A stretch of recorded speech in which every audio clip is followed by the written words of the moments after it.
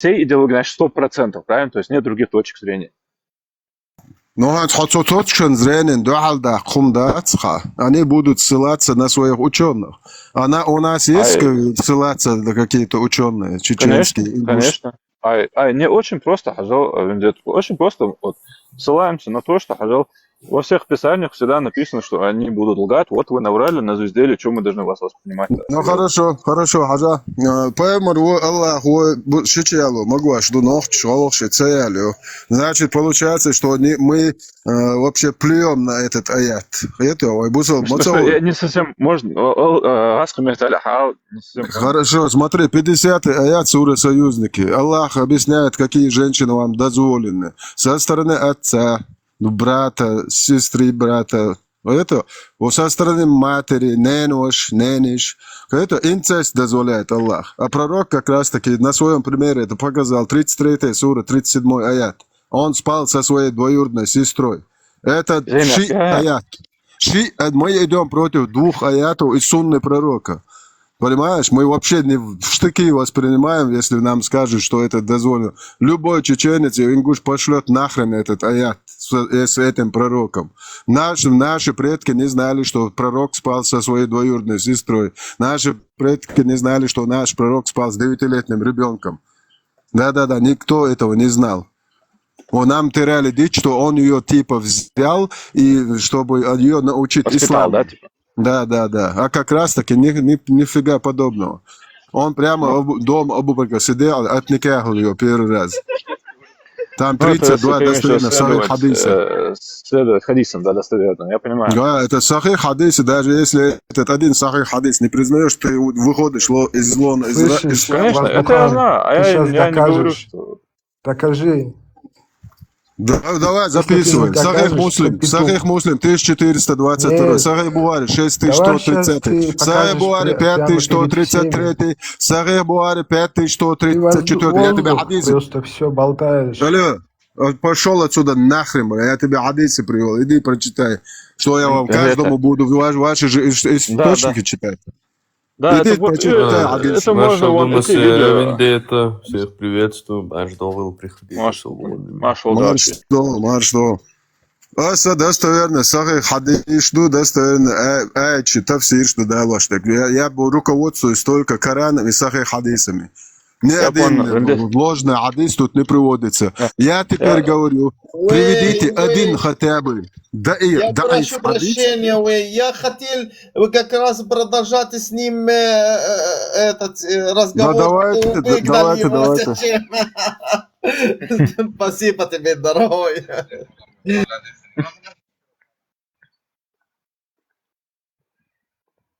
Этот Тифер Виндетта здесь, да, вот. Ассалам алейкум.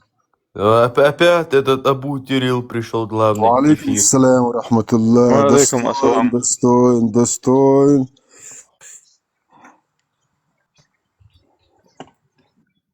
Швалел Абу Тирил. Маршал Думаса, мусульмане есть здесь? Алхамдулилlah. Да, Бога стало, алхамдулилlah. Мы везде. Да пребудет с вами сила. Всем достойным привет. Сила с вами, ребят. Все на джихад, муслики. А как это вы, типа, сейчас, салям алейкум, не говорите? Как вы говорите сейчас между собой? Чеченцы как говорите, которые чеченцы? Маршал Думасе. Баждовыл, да? Маршвол, да. Маршвол, да. Маршал дальше отвечает. Либо же просто маршо, кто не может выделить. Маршо это типа маршал. Привет, да? Маршо это значит свобода. Свобода, будь свободным, да. Ну, а как это? Здравствуй, такого нет, да? Типа, это как... Типа аналог, свободным, да? Приди, свободным, живи, вот так. Понял. Ну, аналог, да, короче, здравствуй. Да? Привет, ну да, это вот так. В принципе, можешь зайти и сказать маршал. То есть это будет всем, если ты не сможешь стать маршал Думасера. А в чем? Смотри, а в чем, если плохо ты говоришь мир тебе и благословение от Аллаха? Это что? В чем? Что плохого, это уже знаешь, то есть ты вот на сравнение с арабами берешь, потому что мы же не мусульмане, да, и нам это не интересно. Но есть то мусульмане, да, то есть ты же можешь бывший сказать это мусульманин. им, но у нас между собой, да, то есть вот типа маршал Думасера, Короче, понял. когда оставайся свободным, и в принципе так же. Короче, вот такой вот вопрос, смотри, тебе, Ахмад. Вот смотри, вот ты приехал, допустим, в Чечню, да? Ну, туда приехал, да? Ты какой-то старый человек вышел, да, любому из вас. И ты же не будешь ему говорить, маршал, да? Он тебе скажет, ну, он тебе вышел, говоришь, ассаляму алейкум. А он старый человек, например. Ну, Ты же ему должен сказать, начнем с «Валейкум того, ассалям», да? зачем я должен ехать туда, откуда я уехал. Хорошо, ты встретил старого человека, который, для какая разница, он твой земляк.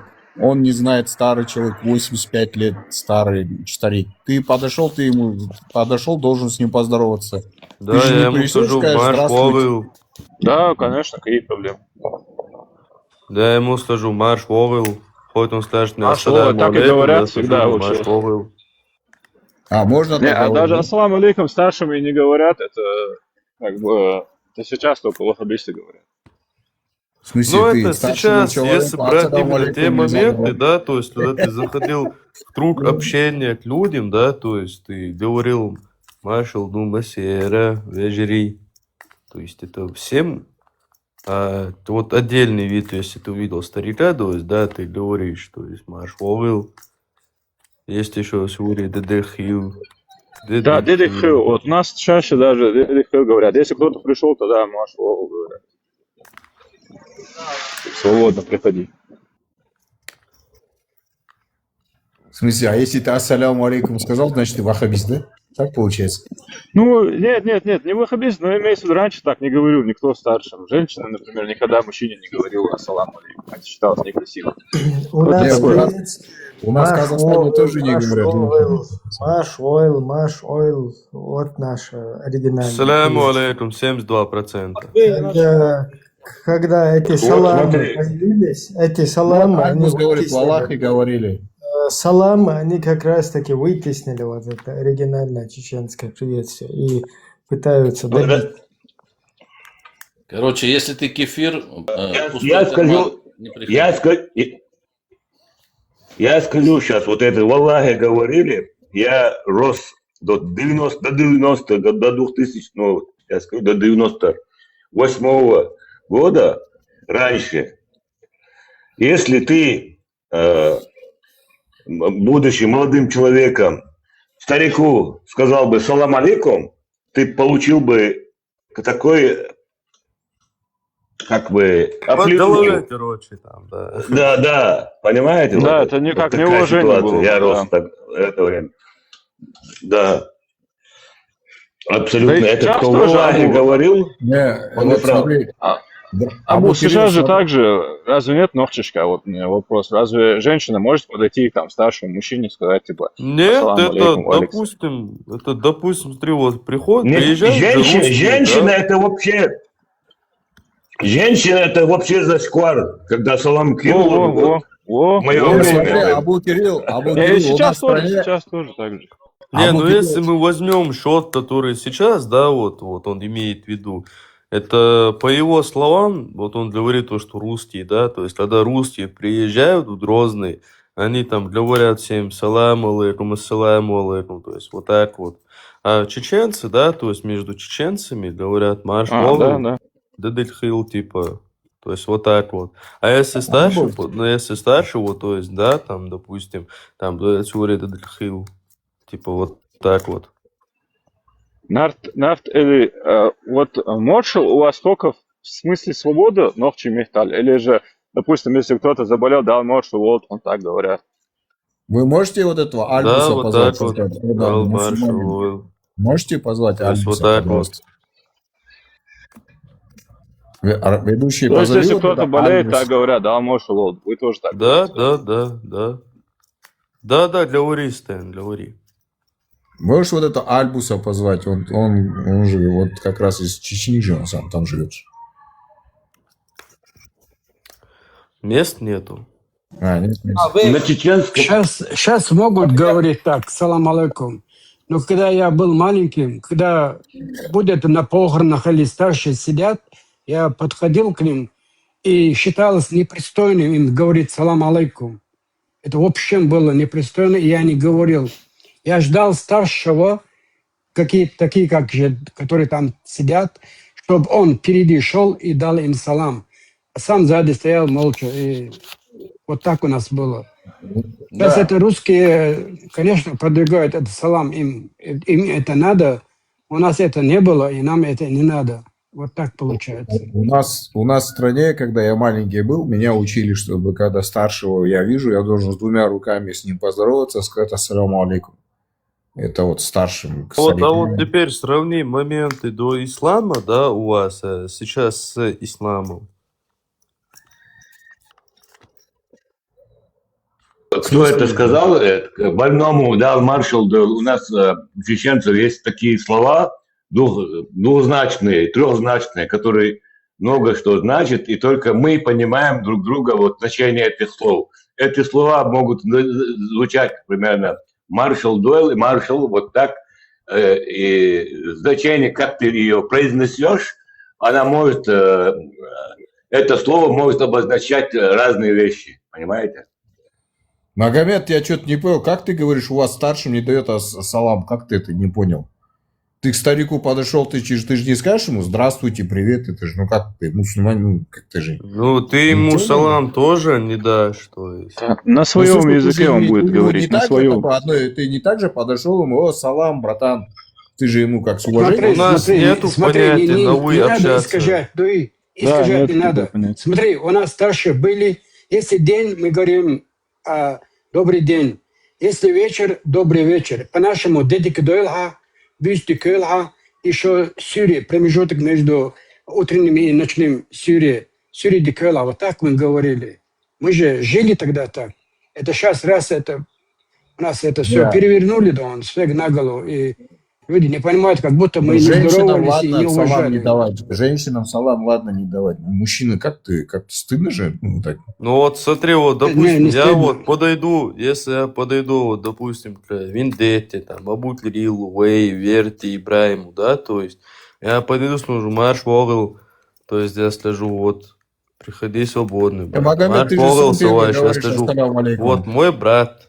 Позови вот этого ингуша, пожалуйста, ингуш, вот этот ник его сюда. Ты самый первый всегда Ну, запомнишь. пусть запрос, да, я подниму его. Магомед, зайди сюда. Ты же сам первый говоришь всегда. Салам алейкум, всегда здороваешься, таслим делаешь, а теперь ты что говоришь, что ни салам не даешь? Ты что, тоже теперь не мусульманин, что ли, или что? Я Магомед. первый раз в своей жизни вижу ингуша, чтобы он был. Просто кафир, он Штан или Штан, у вас есть свое приветствие? Не, ну, конечно, есть. У вас есть свое приветствие? Не, конечно, есть. Меня слышно? Да. Меня слышно? Вот у тебя двоится ингуш. Все. Не, нормально. Поздороваюсь. Ассаламу алейкум. Я объясняю, я говорю к старшим. К старшим не обращаются на салам. А это Подходят, дяди, приобнимают. это дяди. Успокойся, я не хочу ругаться.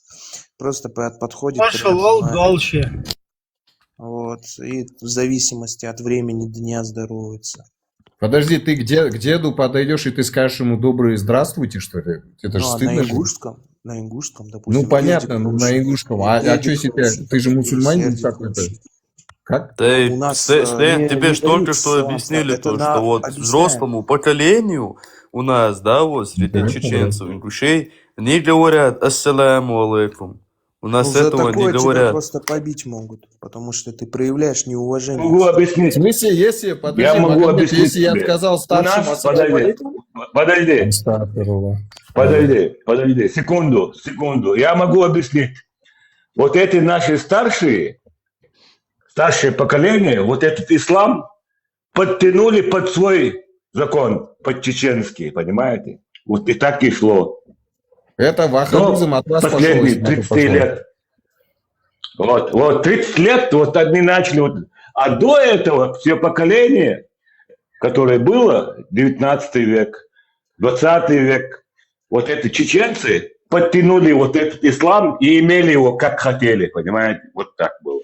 Осуждаю подобное Но это высказывание. неправильно, значит, это неправильно. А истинный ислам, это ты когда говоришь мир тебе и благословение Аллаха. Это Правильно, да. ничего плохого нет. Да. И, Сейчас уже во-первых, пошло, это все неправильно. Вот они были кефиры, вот как вы слышите, вот они были кефиры, вот которые все, первая война в Чечне, которые были, они не за веру воевали, вторую войну, они за веру, за Аллаха воевали. Вот эти разговоры идут от этого, понимаете?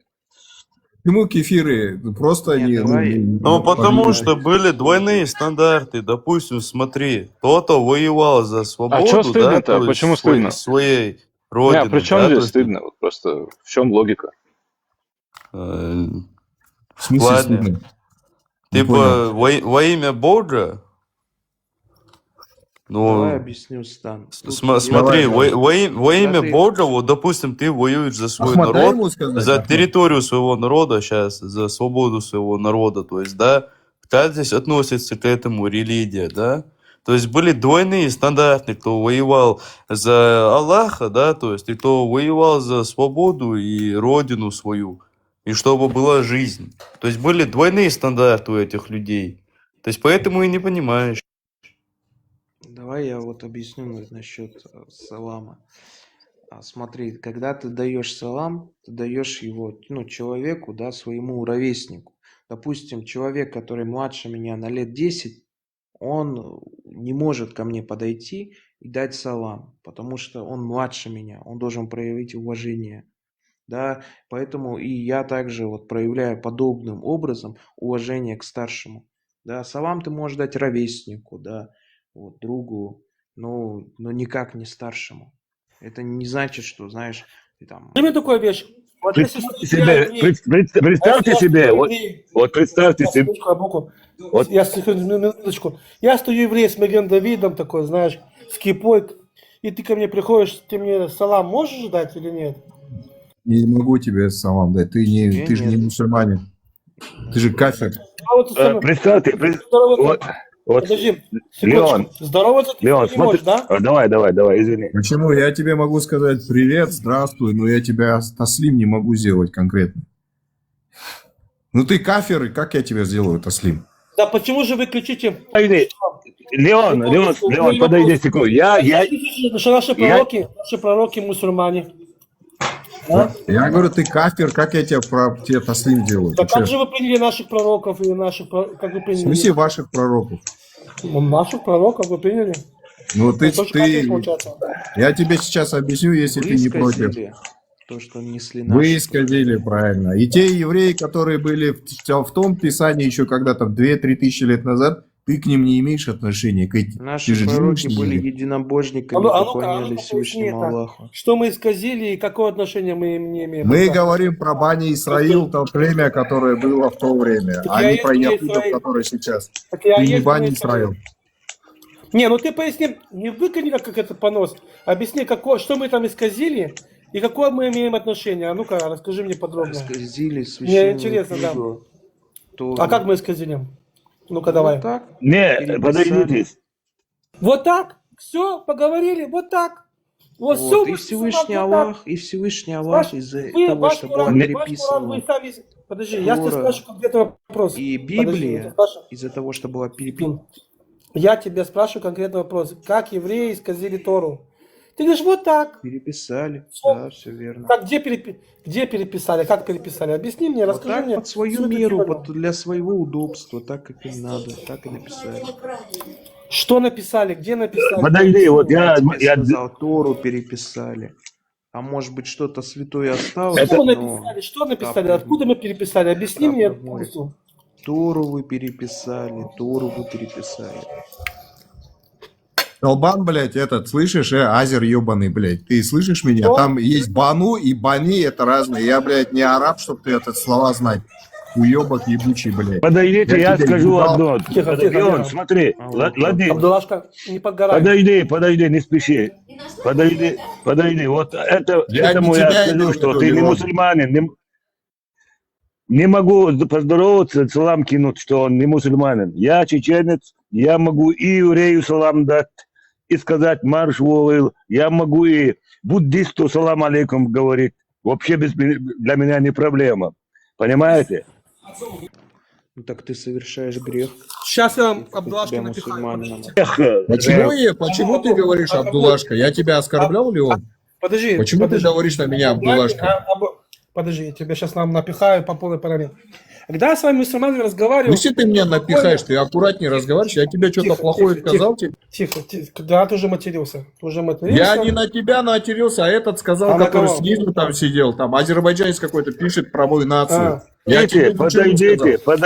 Ингуш, смотри, Ингуш, если ты говоришь не мусульманину, что ты не можешь дать салам, это значит, что ты к нему не относишься. Я не с миром, да, ты вот не с миром, Ну да, поэтому. ты не можешь да? ему мир желать. Он твой враг, да, поэтому это. Даже? Да. Абу, Да? Да. Подожди. Давай, говори, Дион, Потому говори. что он не подчинился Смотри, воле Бне Всевышнего Аллаха. Исраэль, это мы все, Бне Исраэль. Это большое колено. А из Бне Исраэль выходит 12 колен. А когда вы говорите, что что-то там не искажено, я спрашиваю, а что мы исказили? Вы, вот так. Тору, я сказал, исказили. Тору. Где мы Тору исказили? Не знаю. Потому что вы высокомерные, вы высокомерием своим, просто вы в гордыне у вас. Чем мы высокомерие? Ну Подожди, вы я же не признаете Мухаммада, саллаллаху ассалям, как А при пророка? чем здесь... Подожди, стоять. Причем здесь Тора к Мухаммаду. Иисуса вы убили. Да, и тебя щас- Индии тоже не Где мы признает. Тору? Секунду, у вас сейчас пошел... Так его же не убили. Это кто сейчас? Куфр? Кто это куфр сейчас? Не, ну я говорю, как Кого? отрицать. Пророка Иисуса убили? Не, ну подожди секундочку, это же евреи его Это кто сейчас поставили. из ислама вышел? Я не понял. Ибрахим, он не выходил. Мы-то не верим в его убийство, но... Они его подставили. Секунду, а где мы Тору? Подожди, по очереди. Где мы Тору исказили? Мы Потому что пытались факту- его убить. Вот а я могу Всевышний тебе Аллах показать, его что... Подожди, правильно тихо, ты ж писал. послушай. Между разницей мной и тобой, когда я что-то говорю, я могу показать факты. Я могу тебе показать понятие накск, что 14 вещей вы заменили, да? 5 вещей стерли, а сура аят меч и меча уничтожает 100 сур мирных. И я тебе могу дословно показать, что 3 вещи вы по порядку меняли. Священное Писание, это уже не получается. То есть Коран Ты готов сам выйти на отменяет. эфир с Мухаммадом Все- Абу-Закарии? Ты готов Да к нему я, выйти на эфир? да я из Мухаммада Не-не-не, ну всем готов? напихаю. Ну, Подожди, готов. я с тобой... Не, ну если Секунду, напихаешь, подожди. готов? Я ему могу... Подожди. Я Ну, же с тобой разговариваю. Ты мне говоришь по факту, мы что-то там исказили, что-то поломали. Да, Я исказили, тебя да. я спрашиваю, где? Объясни. Я мне. сказал, всю Тору вы исказили. Что значит всю Тору? Покажи мне старую Тору, что мы исказили. Покажи мне доводы. Пример покажи мне. Подожди. М, Старой Торы м. нет. Старой Торы нет. Но Как есть ты сделал сегодня- сравнение? Есть Я- сегодня подожди, одна мы же- единственная достойная книга. Это Я Тора. же понимаю, что я с мусульманином разговариваю, у которого нет логики. Я тебя спрашиваю, у тебя есть образец, где мы изменили? Образец. Так и образца и не осталось. Он же говорит, оригинал вы исказили. У нас... Так и не осталось. Из-за этого нам ниспослана была новая книга, новая версия. А у Он тебя же в про Коране это что тебе и сказано? говорит. Подожди. А у тебя в Коране что написано? Что Что у тебя в Коране написано? И Тора. Где Из написано у тебя этого в Коране? была Где послана у тебя в последняя Коране книга. написано? Где у тебя в Коране Ну, написано в Коране? Покажи мне. Напиши мне, я тебе скину конкретную суру. Здесь нельзя. Напиши мне сейчас здесь, вот здесь, не Здесь надо мне нельзя потом. Здесь. выставлять, я тебе говорю, напиши мне. Если я сейчас зайду, Ну в личку напиши, что ты мне, что ты ноешь, блядь. если сейчас я показываю, что в Коране нету, в Коране говорит, если в Коране говорит, что Бля, ты Тора жид не сказана, заебал. Я говорю, ты напиши в выходишь- личку, блядь. Ты выходишь Долбоёб. из ислама, а? Подожди, кафир. Ай, Я сабырли, да. Я тебе, еврей, покажу, что в Коране не написано, что Тора искажена. Ты выходишь здесь из ислама? Я говорю, напиши в Или личку. всех? Напиши в балабол личку, или я тебе в пиздобол? Коране. Напиши. Зачем понимаешь, оскорблять, да? Зачем оскорблять? Писяр, блядь, ёбаный. сын шлюхи, блядь, сын шармуты. Подожди. Жидов, Кабарде. людьми себя посчитает. Его этот, Леон, ты его не вывезешь, он ставил только вот таким способом. Он Что не сдается. пиздобол, балабол, блин. Да он не это, не пиздобол, Материться. ты его до конца Потому что, выставил, понимаешь, блядь. и я тебе Ты его не объясняю, знаешь. смотри, потому что, да оставь ты, я уже знаю его. Видишь, если он матерится, он даже свой Коран не знает. Вот я могу ему показать, где ваш Коран изменился. Да, где вы изменили. Четко и ясно. Ну, Леон, А вы- то, что вот нас, да, ты сам вот начал говорить, да, вот про то, что вот есть Ну. отмененные аяты, а также аяты забываемые. Ты же про это там, да? Писар.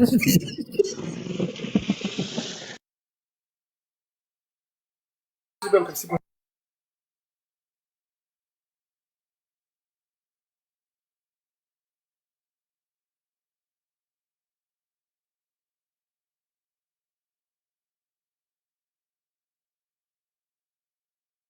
С ребенком секунду.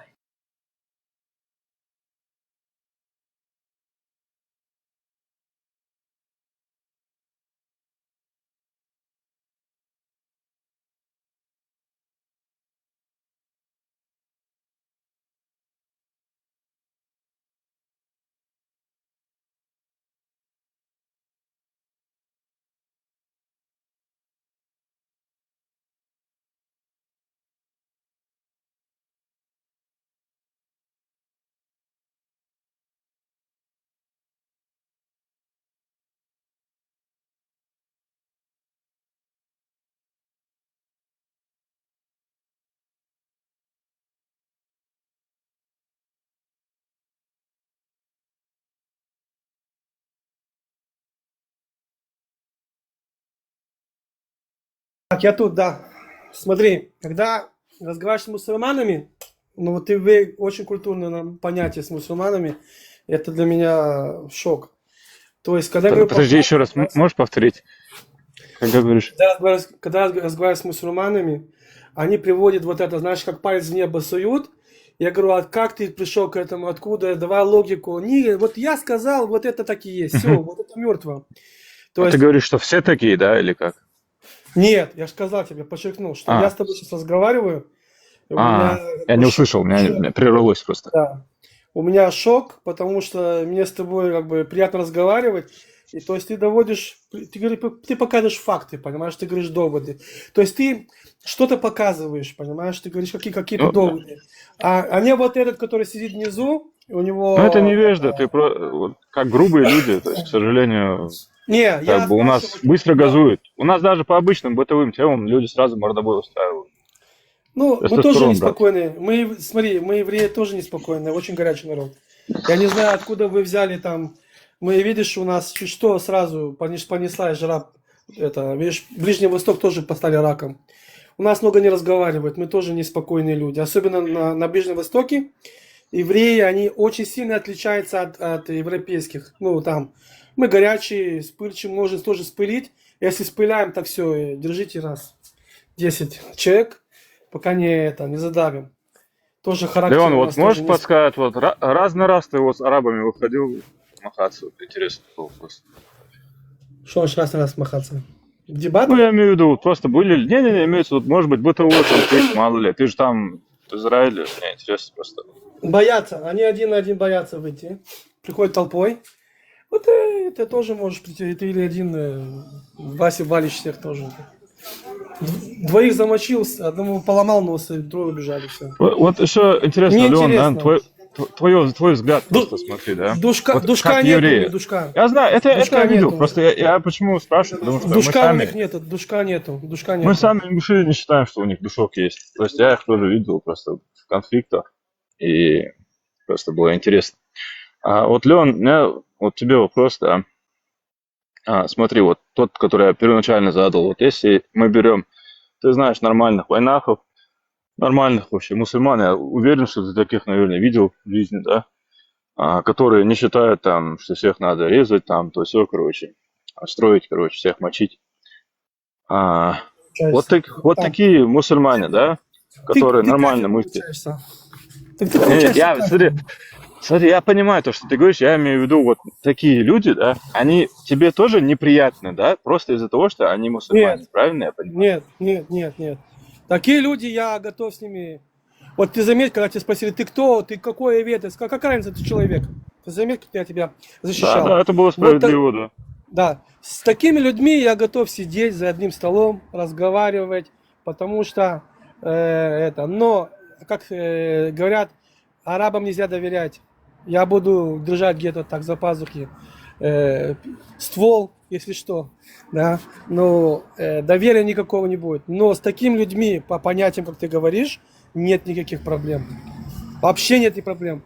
Потому что евреи никогда не искали с кем-то воевать, какого-то конфликта. Свои идеи, заметь, никогда не навязывали, не убеждали, не занимаясь миссионерством. Даже я когда находил источники про чеченцев, историю, да, хазарского каганата, которые приняли как политический иудаизм, ну там некоторые уже по религии, они сказали сразу, те, когда народы живут в другой религии, своими понятиями, их нельзя трогать. У нас запрещено, нельзя их трогать. И оттуда историки, оттуда даже их царь писал про вас. То есть откуда я много узнал, потому что это сохранилось в Европе. Я могу вам дать эти книги, окей? То есть, что вы там, про богинь, про Парамата, что он там своровал, еще тот засранец, огонь. Куча вещей интересных. Понимаешь? Почему я люблю евреев? Гены, на уровне гена. Что мне не могу объяснить свои чувства. Братан, я приеду, бухать будем? Леон. Конечно. То есть мы никогда не, вот заметь, давай обратим на наш мир сейчас. Те страны, которые с нами в мире, мы сотрудничаем, они только в плюсе, и мы в плюсе. Технологии, медицина, военная техника. То есть помогаем. Смотри, Саудовская Аравия сейчас. Я просто дам тебе пример. Если мне бы сказали 4 года назад, что мы отправим туда нашу систему ПВО, да, то есть еще систему лазер и купол, железный купол, я бы в это не поверил.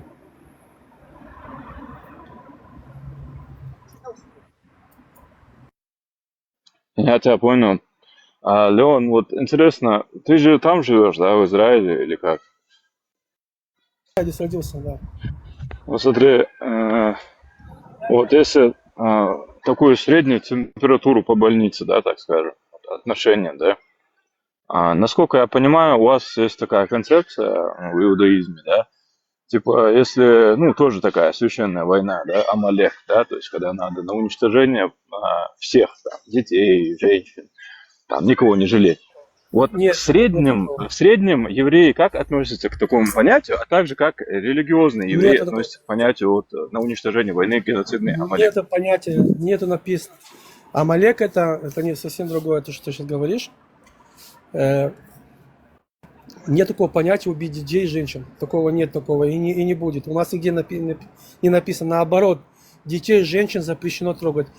Я когда был в Ливане, очень много солдат, молодых солдат погибло за того, что молодые ваххабисты вот эти, да, брали автоматы и стреляли в них. Они не могли. Сейчас в Газе погибло куча солдат из-за того, что дети стреляли в них. Дети. Они не могли в них стрелять, понимаешь? Они не могли физически садить детей. Это вся пропаганда вот этого. Амалек это понятие как бы черти. Черт. На перевод, понимаешь? Ну, то есть это те, это которые с вами враждуют, правильно? И их можно как бы на ноль умножать, нет. правильно? Амалек это понятие, перевод как черт. Черт. Рогатый черт. Ну, вот в целом, да, если брать вот в среднем, да, если, допустим, вот вы с кем-то враждуете, да, вот тебе лично и там твоим родственникам, в среднем по больнице, так сказать, вам бывает ли у вас какая-то жалость к тому, что там куча людей, детей умирают, которые ни в чем не виноваты? Или же вы в основном все считаете, что вот они вырастут, им мозги промоют, мол, они дальше там с автоматом придут, поэтому давайте их всех замочим? Смотри, во время войны с Газой было много митингов, если ты весь мир на это смотрел. чтобы вот там мирные люди после 7 октября, когда к тебе пришли, убили кучу людей, взяли заложников туда, в пещеру, когда тебе убили маленьких детей, весь Израиль в трауре был, 3-летних детей, 2 рыжика, все равно Израиль настолько гуманная страна, что поднимает вот эти митинги, понимаешь, и говорит, Да, что да, так надо против внутри. надо быть гуманными.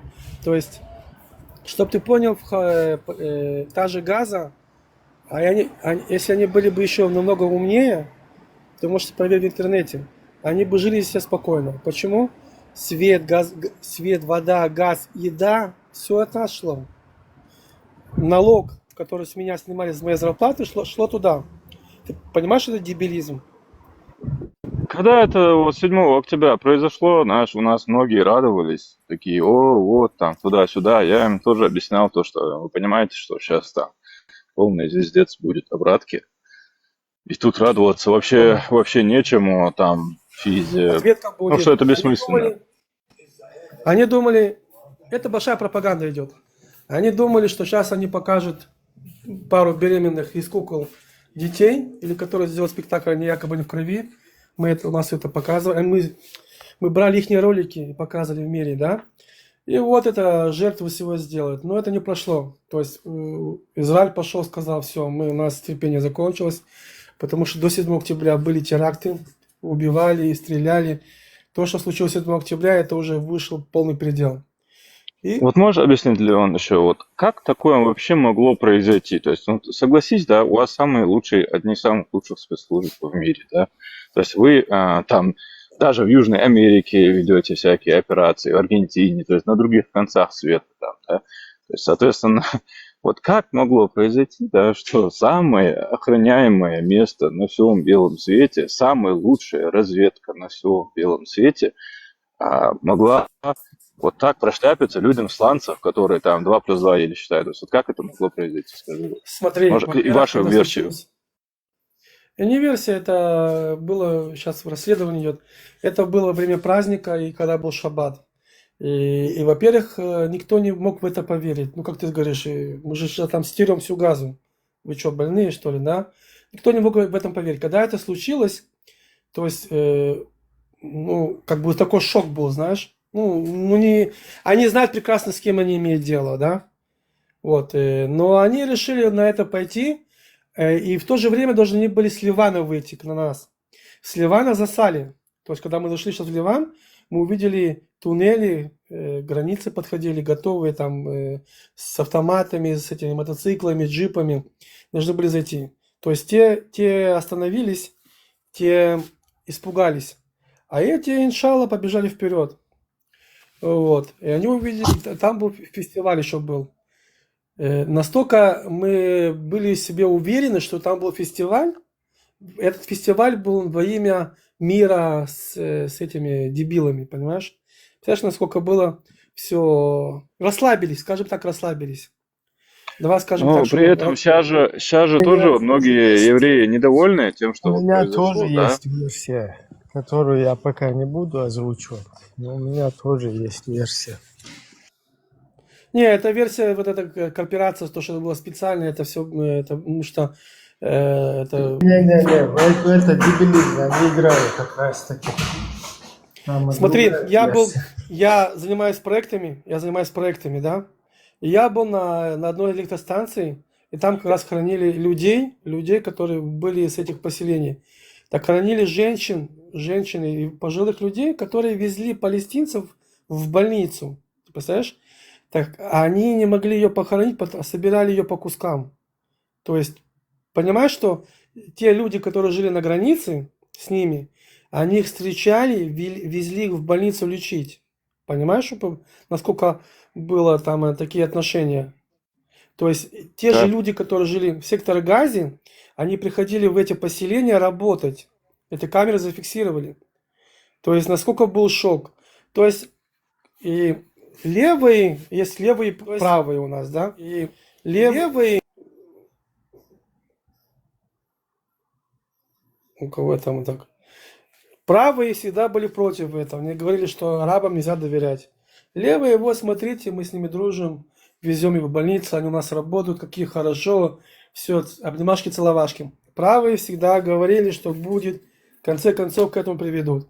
Понимаешь? Вот это был такой, нельзя доверять им полностью. Да, я понимаю, но вот просто я вот удивляюсь того, что вот как бы не где-то там далеко, а вот прямо под носом Не признали, могли наши такое военачальники сделать. признали. Наши Это же военачальники сейчас много признали. жалуются же сами евреи, что вот как это могло произойти, хотят там виновных найти.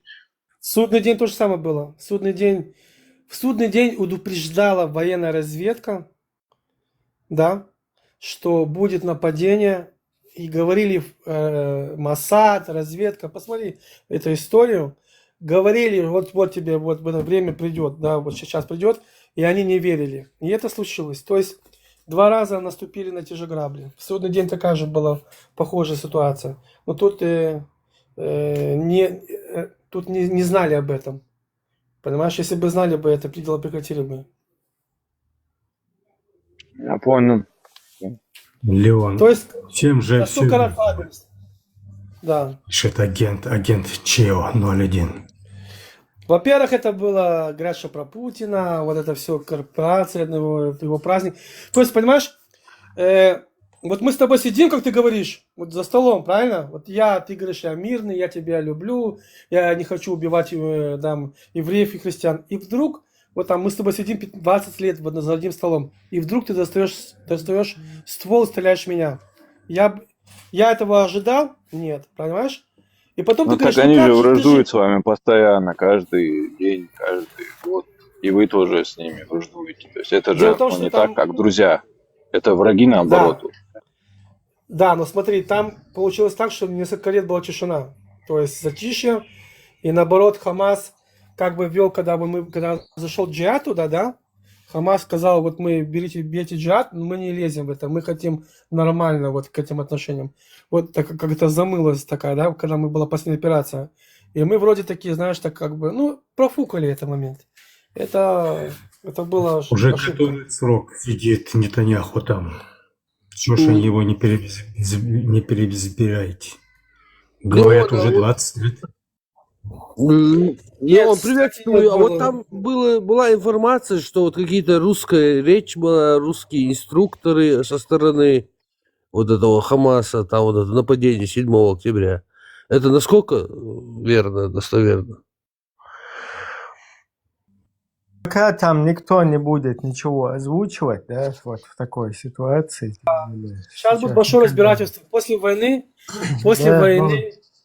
будет большое разбирательство, будет... Стопудово там конкретно поработали там, конкретно. Имеется в виду, понятно, что не евреи, но вот конкретно там поработали. Это мы сейчас будем здесь болтать, а вот сами там... Леон, знаем мелодию ситуации. Интересно, вот какое отношение, да, у религиозных иудеев, вот именно сильно религиозных таких ортодоксов к христианам? Можешь так в целом объяснить? Секундочку.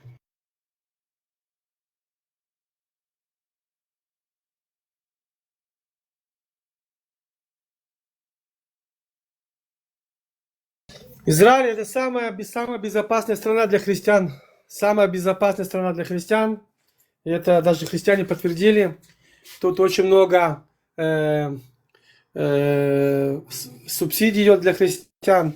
Даже если израильтяне собирают всякие эти организации. Самое даже безопасно для мусульман. Чтобы ты тоже понял. Те же мусульмане, которые живут в Израиле, не хотят ехать в арабские страны, потому что тут есть демократия, тут нормально живешь, у тебя здесь ты как под запазухой, все нормально, по-человечески. Ты можешь подать в суд, ты можешь высказать свое мнение. Это толерантность вот это губит. Надо делать какие-то рамки тоже. Потому что я считаю, что если придет в парламент какая-то арабская партия, которая поддерживает Хамас, надо ее убрать оттуда. У нас демократия, ты понимаешь, зашкаливает. Вот так Ну тебе вот объясню. почему вот часто вот бывает, знаешь, видим, что какие-то конфликты именно с христианами. Ладно, мусульман, допустим, не любят, да, там. И, ну, когда вот захват территории идет, да, ну, а это почему вот именно с христианами, вот почему, как бы, я понимаю, там есть много радикалов, наверное, да, среди Нету евреев, с которые там христианами. ненавидят христиан, но почему их как бы не держат в стойле, да, то есть, скажем, чтобы они не Вот у буянили. тебя внизу христиане сидят с Израиля, вот они тебе могут сами рассказать. Нет никаких конфликтов, это все пропаганда. Я тебе Ну, вот никаких плевки, то, что они конфликтов. делают, это тоже такого нет, это же тоже фейки, получается, да? Нету такого, нет. Нет, да. Вот ты, если будешь в Иерусалиме, ты увидишь в Иерусалиме, ты когда приедешь в Иерусалим, ты сам все увидишь. Мгм. У тебя есть христиане, у тебя есть мусульмане, у тебя есть евреи, и ты увидишь, как все вот это. Да, бывают А твое молодые вот личное эти. отношение? Ага, да-да-да, Нормально, молодые, почему? какие имеешь в виду, это которые отмороженные? Молодые мусульмане, которые вот делают, провоцируют вот этот скандал, потом закрывается Алякса, и весь мир кричит, вот евреи закрыли. Не, я не про это. То, что с мусульманами, это понятное дело, там. Я имею в виду вот Не, к нету, христианам, нету да, вот такого, именно. нету, Вот. нету, А вот как, например, твой нету. отец, мать, вот как воспитывают? Мне интересно, вот воспитание как бы, ну, христиане, типа, вот как вот объясняется? Ну, есть такие люди, да, или как? Просто Ну, ваше есть, мировоззрение интересно. у нас спокойно, как все мы, вот смотри, например, ты будешь верить в Делу, да, ну, версия в Делу, у нас так это, у нас Девил нет имеешь в виду агрессии. что, вот, типа, Вот ты дьявол, что ли? будешь, не, Делу, вот это бог чеченцев, там, Диала язычество, ты имеешь в виду. Дела, Диал, да. да. Вот ты, например, язычник, ну, верь себе в это, кто тебе мешает, например. У нас все к этому спокойно, у нас нету Ну, такого. то есть, смотри, разницы нету, да, вот для еврея, что вот язычник там, да, который там, не знаю, в 150 там Нету, богов верит, там, я не знаю, нету. поклоняется, там, жертвоприношение людей делает, допустим, вот такой язычник, да, или же, например, христианин, или же мусульманин. Вот вы всех Я, выравниваете, по-моему, правильно? рассказывал. Ты знаешь, у нас, вот, кстати, мне напомнили, ты знаешь, сколько у нас мусульман служат в израильской армии?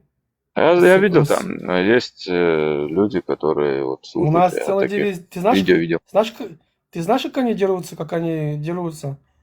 Ну, Как они я дерутся понимаю. за... Знаешь почему? Я как-то спросил, хочу ты как-то же кафир. Он говорит, если я знаю, что придут сюда мусульмане, он мусульманин, мне говорит, меня первым же убьют. Я кафир для них. Понимаешь? И я почему... Я говорю, почему ты не едешь в Иорданию, вот там, в Ирак или туда? Он говорит, я нахер там никому не нужен. Так как живу я в Израиле, как я живу в Израиле на тот уровне, да, я не смогу жить так же в этом другой стране, арабской стране. Это мусульманин говорит.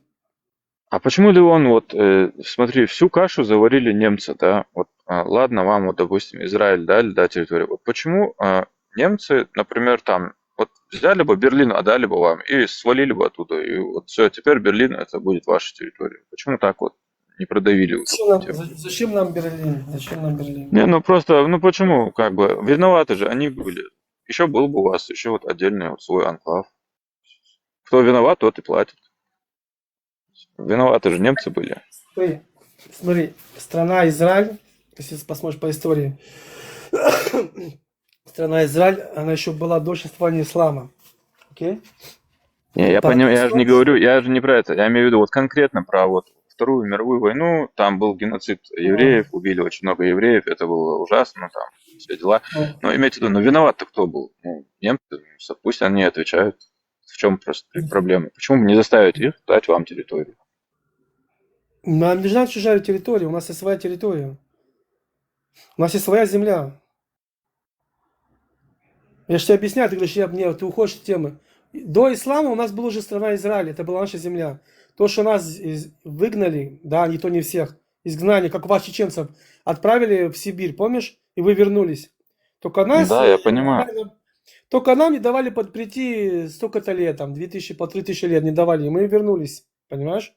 То есть до этого мы столько-то веков жили здесь, это была наша земля. Понимаешь? Даже у вас в Коране написано. Нам не нужна чужая земля. Нам предлагали, хочешь в Риме, хочешь там. Нет, наша земля здесь, Израиль. Все. Народ Палестины, такого нет понятия народа Палестины. Если мы говорим, что это как этнос, какой-то человек, какой-то палестинский народ, значит, должно быть у них свои традиции, свои, как бы, свои обычаи, правильно? Своя история, свои лидеры, правильно? Какие-то руководители, какие-то там султаны, там, типа того. Нету в истории, кто правил там руководителем Палестины. Палестина это был регион, Сирия, Палестина. Это римский император, когда зашел в Израиль, кстати, зашел в Израиль, он захватил Израиль. Через какое-то время получился переворот Бар-Кухва, знаменитый переворот. Выгнали отсюда римлян. И они сюда пригнали кучу. У меня, кстати, есть ролик на моем канале, можешь посмотреть. Исторические ролики вот эти. Они пригнали сюда кучу регионов и захватили обратно. И вот это осада Мецада, тоже знаменитая. Вот. И потом, когда он разозлился, он сам здесь был, он получил людей сам, он назвал регион Сирия-Палестина. Он сказал, я уничтожу еврейский народ. Он назвал Сирия-Палестина, а Палестина от слова плештим. На иврите захватчик. Он то есть назвал даже именем на иврите. Понимаешь? То есть, если люди не понимают иврит, поэтому мы сидим смеемся. Палестинцев называли евреев. Поэтому мы сидим смеемся. Вот.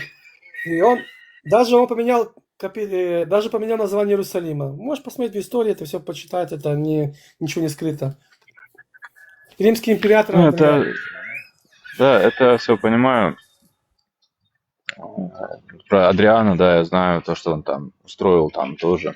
Поэтому я спрашиваю, когда у резню. вы говорите про палестинцев, да, я говорю, окей, а кто был лидер палестинцев? Что это за народ? Расскажи мне про это. Они сейчас бэш, и уходят. Они говорят есть палестиняне, но это греки были. Это пришли греки из Крита. Те, которые будут в Греции, на острове Крит, они увидят вот эту надпись. Это были кланы. В то время еще Греции не было, они были кланами. Там Родос, Кипр, Крит. Вот ты знаешь, Леон, да, есть такое понятие, вот знаешь, вот гаплогруппа. Слышал про такую тему? Генетическая. Гаплогруппа. Слышал такую тему? Ну. Там, знаешь, как бы, благодаря этой теме можно, короче, понять, вот чей отцы, знаешь, то есть, вот, например, твоя гаплогруппа, она еще там десятки тысяч лет, вот если твоему сыну, его сыну переходит. Соответственно, можно понять, скажем так, знаешь, родство, кто как бы кому когда-то хотя бы родным был, понимаешь, какая связь. И вот если брать у евреев, насколько я знаю, вот коины, да, у вас же есть коины. Коины, насколько вот я понимаю, кстати, можешь объяснить, что такое коины в иудаизме? У них же особый статус, да? Это как праведники, пример. Есть колено Коэн, так. Колено Леви и Израиль. Кстати, вы видите, да, вот. опять трогаем Израиль. Вот. Это они как давали пример, с них брали пример, вот так. Как бы вот, насколько... Они должны были давать пример в молитве. Они должны были, вот ты что-то там сделал не то, он должен тебя поправить. Вот, не делай, не ломай, это плохо, да, останови тебя. Такое как бы. И у них очень, по-моему, насколько я знаю, по-моему, именно вот коинам очень жесткое делается такой, знаешь, подход, что коины не могут, скажем так, знаешь, вот, чтобы кто-то не иудей, да, вот я имею в виду, вот, допустим, иудейка вышла замуж за какого-то не иудея. Его сын как бы считается иудей, правильно? У всех евреев папа идет это колено, папа передает колено, мама передает как бы вот евреев. Да. У всех евреев... И коины жестко соблюдают это даже, то есть они не смешиваются. Все соблюдают. Скажем, в основном все евреи соблюдают это. В основном все евреи соблюдают это, не только коины. Коины просто с коинами. Понимаешь, что... Не, коины только с коинами женятся. Вот. То есть у них еще строже, правильно? Видишь, что ты говоришь, да? Ну, они как вот просто, понимаешь... Женятся со всеми, коины с евреями, как бы это, но евреи, они стараются, вот, евреи с евреями, не мешать к этому. Понял. Просто там есть такая тема, что вот есть такая установка, что там все арабы, да? Ну, что это просто арабы, которых туда завезли. Я имею в виду вот сейчас, ну, палестинцы, да? Что? Не-не-не. Нет. Коины они Я- были в Бет-Микдаш. Они были в Нет, Бет-Микдаше. не, я не про коинов, я имею в виду, смотри, вот есть такая вот, насколько я понимаю, вот вы в основном, да, евреи считаете, что те палестинцы, арабы, которые там находятся, это просто завезенные люди, правильно, что они там не жили, верно? Палестинцы, они с Ливии. Мы знаем по фамилии. Они с Ливии, с Ирака, они с Египта, с Иордании очень много. Это их, мы по фамилии их видим, откуда они пришли. Да, но при этом вот генетически ты знаешь, что они на самом деле там веками, тысячелетиями находились. И что, если брать именно генетически, среди них очень много людей, которые были много ну, в те времена, да, они просто приняли ислам и забыли свои корни. То есть таких тоже там, Не. Именно. Это бред, тоже бред. Это тоже бред. Откуда тебя это? Ну, Смотри. ну это фейк, правильно? То есть ты говоришь, что точно Да. такого не было, Смотри, не моя может быть, бабушка, правильно? Смотри, моя бабушка, так получилось, что сестра моей бабушки приехала сюда в 1932 году, да? Сестра моей бабушки здесь была. Вот. И евреи жили отдельно, а эти жили отдельно. Как бы... Не, это фейк.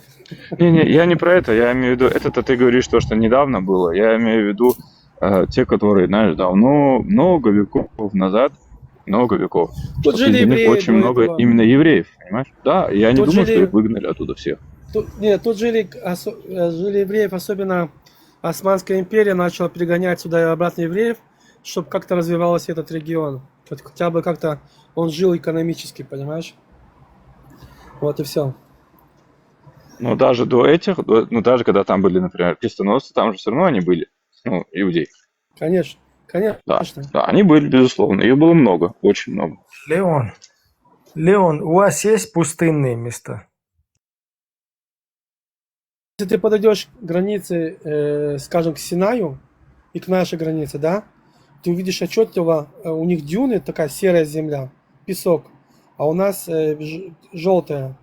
То есть, когда у нас идет дождь, вот это, где-то, как мы говорим, Негев, да, как пустыня, она начинает цвести. Земля идет, и начинает цвести зелень. А у них, ты на границе видишь песок, дюны. Если ты подойдешь к границе к Иордании, ты увидишь у них красная земля, красная такая, да, как песок.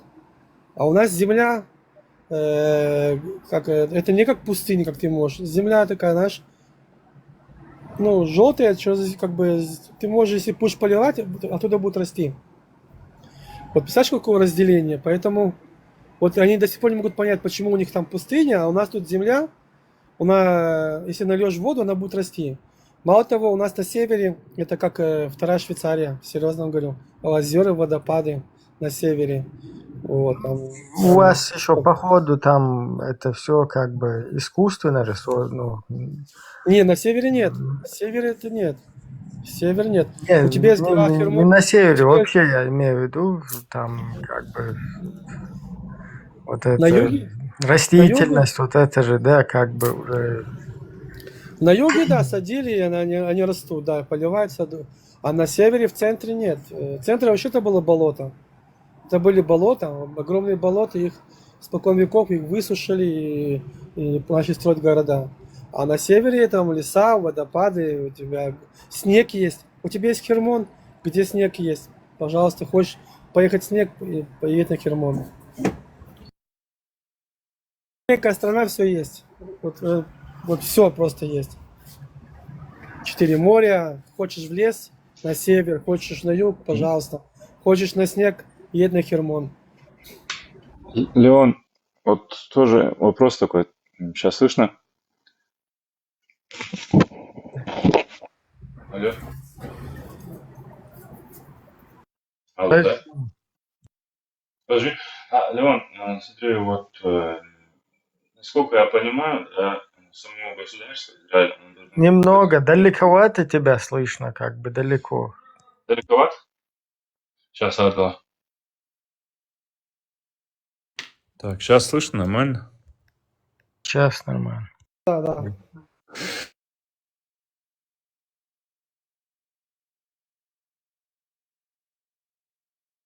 Но сейчас уже не слышно. Вот такой идея, что нужно, короче, там, скажем, а сейчас слышно? Сейчас. Звонили тут. Вот насколько вы относитесь к такой идее, что надо вот вести борьбу до тех пор, пока от Нила до Эфрата, вот эти территории от реки Нил, то есть Египет, до реки Эфрат, ну, по справедливости, типа, должна быть еврейская земля. Вот в среднем евреи как такой? Мусульмане придумали, у них их лозунг, не наши лозунги.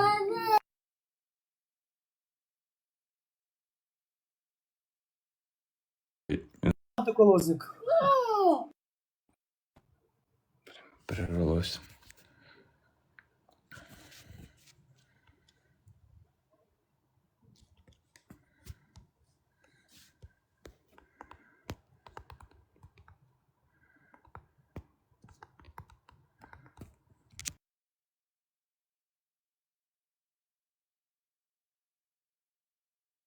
Леон, а Ной, этот, еврей? Пророк Ной. С ребенком секунду.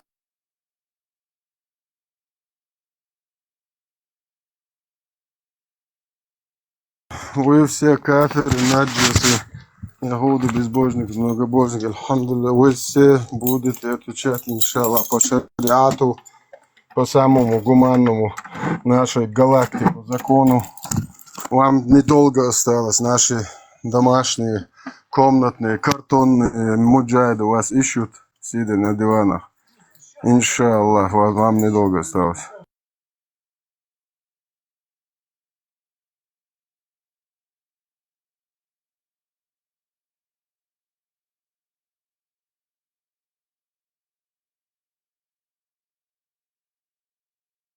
С бутылкой ищут или без?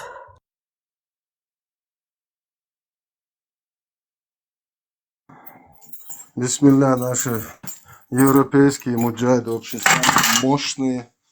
Нажрались 30 лет кефирских харчей. Сейчас хотят джихадить. Живут в демократических странах во всех. Ездят на кефирских, на еврейских, на буддийских, кришнаитских харчах. Но для меня и моего народа хотят шарипат, видишь ли. Да-да-да, машалла, бля, какая стратегия мощная. Для чеченцев строят шариат, а сами живут в демократических странах. Опущенные львицы Аллаха. Внизу пишут, примите буддизм, это истина. Иншаллах, кришнаизм идет в каждый дом.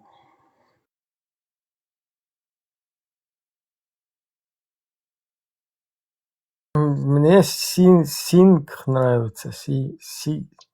Как он правильно? Ну, получше, чем ислам. Сикхи. Сикх, да, сикх. Нормальная тема-то. Безобидная, как оказалось. Я это в мультфильмах их злобными показывали там с вот этими. Ну, вообще-то, если ты скажешь, что ты буддист, ты вообще самым мощным чуваком на районе будешь. Прикинь, какая пропаганда вот идет. Я человека меня спрашивает, я ему отвечаю. Это получается, что вот сейчас чеченцев, когда вот Сталин выкинул, да, они бы вернулись сейчас домой, к себе домой. А им сказали, ни хрена, блядь, мы здесь уже занята территория, это не ваша. Понимаешь? Получается так, как у нас. Вот представляешь, вот, какая пропаганда идет, и не хотят, вот смотри, даже в Коране написано, даже наши пророки, это их пророки, которые правили Израилем, и все равно стоят на том, что это не ваши... Это если мусульмане выгнали кого-то, а потом туда вот кефиры, ягуды вернулись, то тогда уже фигушки. А если мусульман выгнали, то тогда нужно постоянно ныть, говорить, верните нас назад. Вот, например, когда ты насилуешь вот эту замужнюю, да, по 4,24, если она кефирша, Хотя там 4,25 и мусульманку, оказывается, можно. Ну, не суть. Вот 4,24 кефиршу насилуешь. А когда кефир насилуют в ответ, то он нехорошо делает. Леон, Это Вы лучше... плохо, оказывается. Да, вы, да. Леон, смотри, вот недавно там, насколько я помню, это был этот, как его, посол Америки, по-моему, да, в Израиле. Вот он сказал то, что по справедливости нужно бороться до тех пор, пока вся территория от Нила, реки Нил, то есть это Египет, до реки Эфрат, то есть это уже и Ирак, и там, Сирия, Иран, да, не будет под контролем Израиля. Можешь вот рассказать, как к этому относится в среднем по температуре в Израиле? Вот смотри, ты более логичный, ты с логикой с тобой более легко говорить. Давай по факту, смотри. За это время мы там разломали тех, Сирию, и Ливан, и Иран. Если бы наша была бы такая цель, мы бы пошли бы захватывать эти цели. С Египтом мы подписали мирный договор, отдали им Синай. Для чего? С Египтом, с Иорданией тоже там все на берегу закрыли. То есть наоборот, евреи ищут мира. А там захватывать, это не наших компетенций. Мы не хотим. Я понимаю то, что сейчас, вот я понимаю, да, я имею в виду, вот в целом было бы так справедливо, да? Что справедливо? Ну, чтобы от Нила до Ефрата. Нет, Израиль, если бы хотел бы, израильтяне этого были бы. Если бы мы этого хотели бы, это было бы случилось. И мы стояли бы на этом, зубами стояли бы. Как сейчас делаем порядок на Ближнем Востоке. Значит, я тебе даю другой пример, что во имя мира, чтобы, да, вот мы захватили Синай, вот вам Синай, подписали мир. С Иорданией то же самое, там ничего не отдавали, там все, подписали мир. То есть мы могли сейчас и Сирию там зайти, мы сейчас могли и в Сирию вообще там полностью всего, мы этого не хотим. Мы и в Ливан, держали Ливан. Знаешь, почему Ливан, когда была война с Ливаном? Потому что палестинцы, когда были в Египте, устроили переворот. Потом они были в Иордании, было покушение на принца этого, иорданского принца, короля. Да нет, 2-3 раза пытались переворот сделать в Иордании. Да. Потом они ушли в Ливан. Там получилась гражданская война. Мало того, на границе в Ливане живут очень много христиан. Это была вообще христианская страна. И они начали в один момент убивать на границе, голову отрезать всем, просто всем, детям, взрослым, неважно, и христианам, и друзам. И Израиль был вынужден зайти 30 километров, сделать буферную зону и охранять их.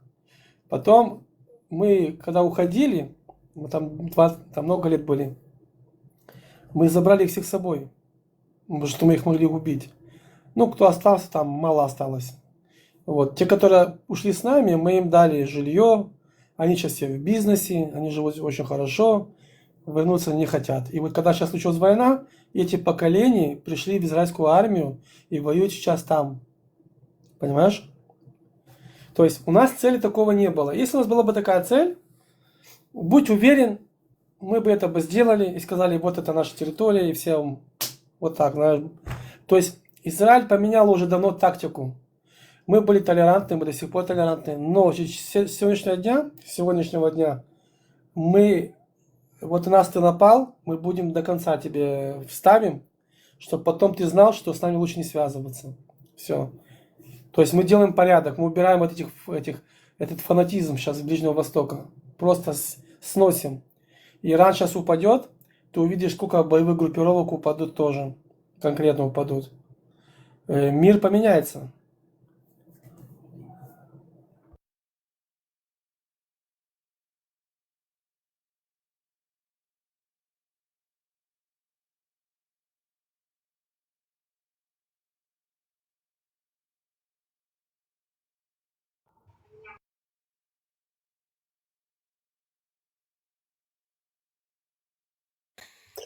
Леон, Леон, вот по Корану, по Торе, там, вот по этим писаниям, этот Ной, он кто по как бы, национальности, нации, там?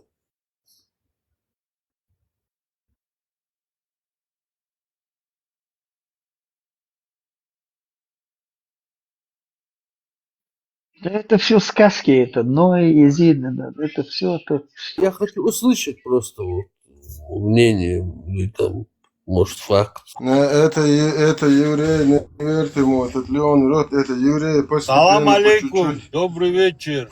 Валикум ассалам. Вот эти евреи хотят по чуть-чуть захватить мир, вот так они. Такие Можно нам пару делают. слов сказать про этих евреев, короче? Бисмилlah, по этим наджасов. Леня, привет, братишка. Привет. Смотрите, я вам одну вещь скажу, пацаны. Я смотрю, вы в натуре с логикой дружите же. Есть. Вот взять, например, этот евреи, да, вот этот маленький народ, короче, который вообще маленький. Сколько хотели нас, короче, загубить все. Все хотели нас Да уничтожить. какой маленький, их 16 миллиардов. Дайте Евреев скажу, да, 16 миллиардов. по-братски дайте скажу, я знаю, вы все много знаете. Хотели нас уничтожить всякие римляне, там кто-то, греки, гитлеры, блядь, митлеры, блядь. Хамас куда-то ломится здесь. Никто не смог, блядь. Потому что евреи народ Божий, блядь. Бог евреев держит. Если бы так не было, евреи давно бы потерялись, блядь. Правильно, не? Потерялись бы, как и другие империи, вообще стерлись с лица земли. Эти наши евреи, до сих пор мы здесь существуем и будем существовать. Против евреев, кто воюет, то считай, против Бога воюет. Даже в Коране написано, что эта земля до последнего дня Бану Исраэль принадлежит. Это кто против евреев идет, знает, что он кафир, короче. Вот так это, ребята.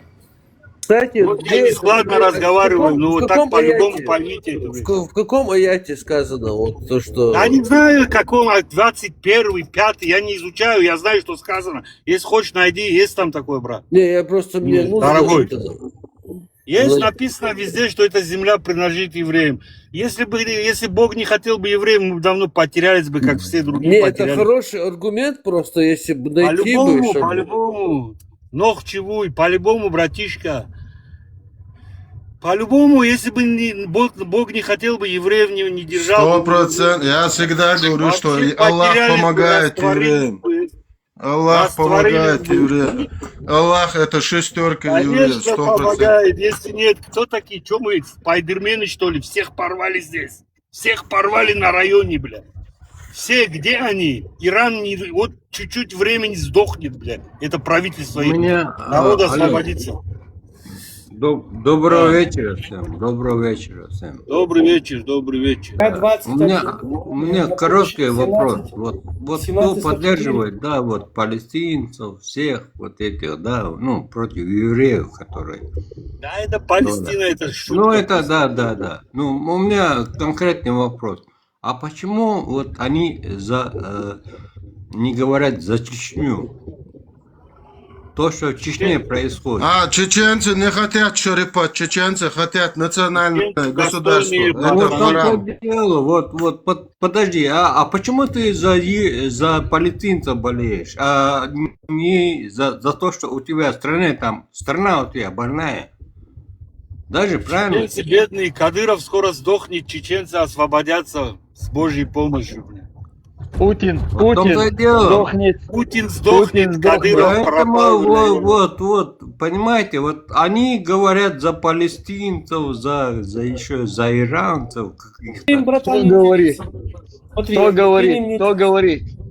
Ну, многие говорят. Я не буду сейчас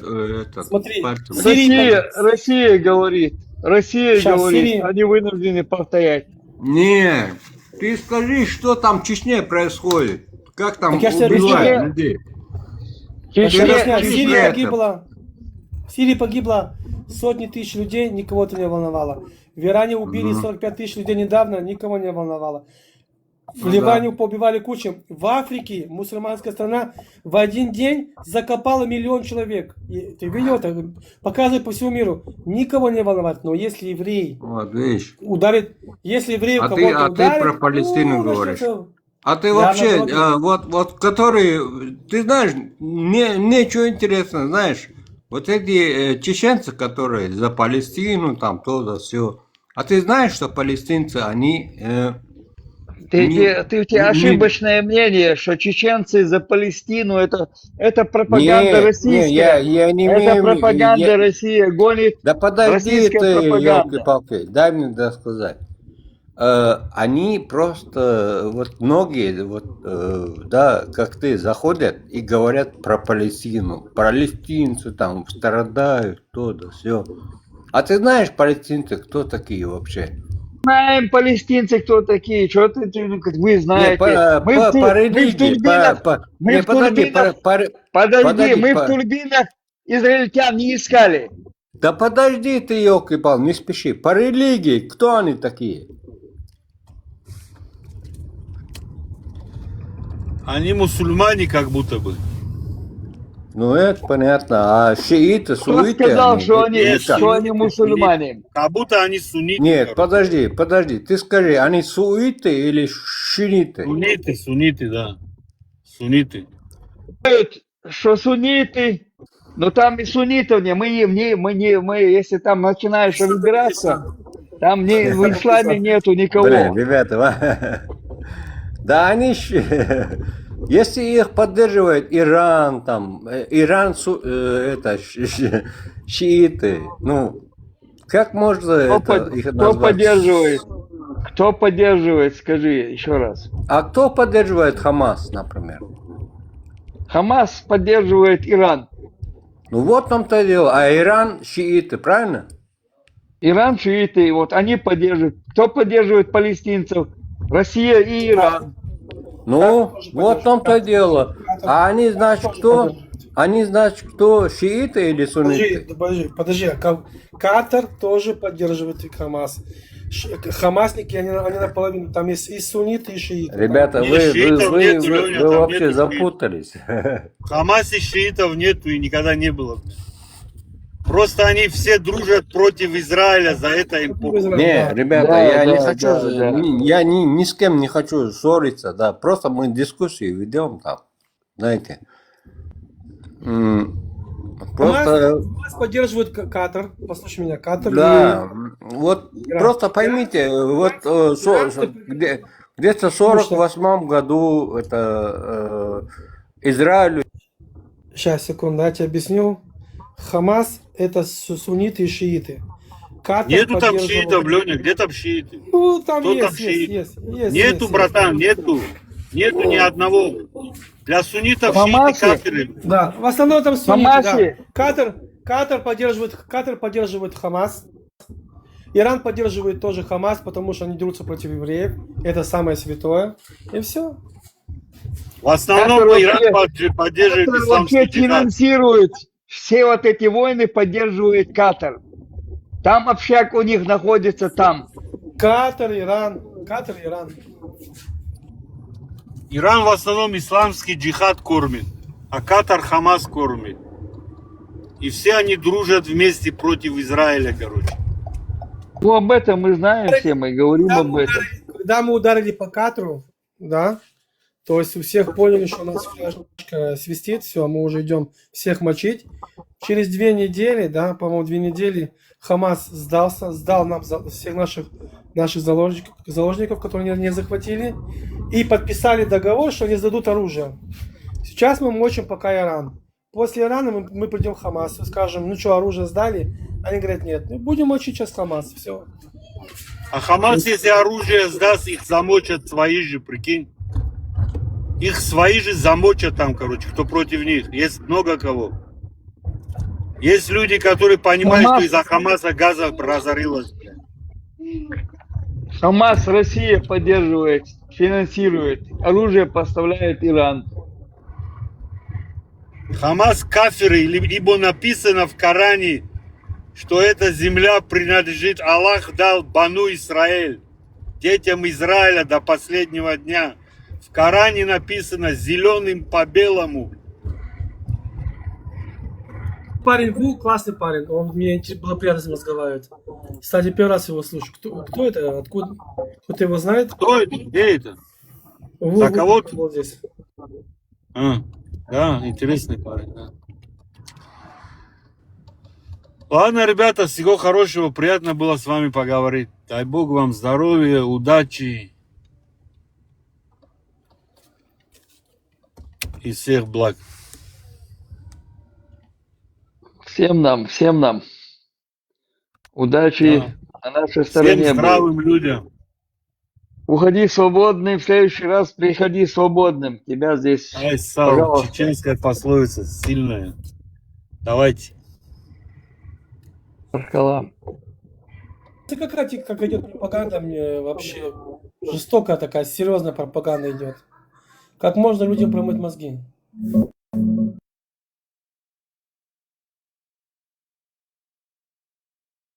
Россия делает вид, что они там нейтральные, там. Наоборот, это Путин, это тот же самый, что Андропов. Такая же картина, контора одна.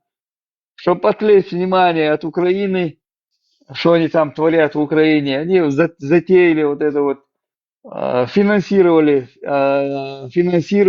ГРУшников туда, посылали, когда вот напали на палестинцы, когда напали на. Это на его день рождения они делали. Это обучением их занимается Россия, институт Патриса Лумумбы. Вы, евреи, давно уже заслали бы своих туда работников и узнали бы, как они там готовят их, подрывной деятельностью занимаются, как они там, это уже всем давно известно, не знаю, там нужно было там этих агентов всех вычислять, в зародыше называется.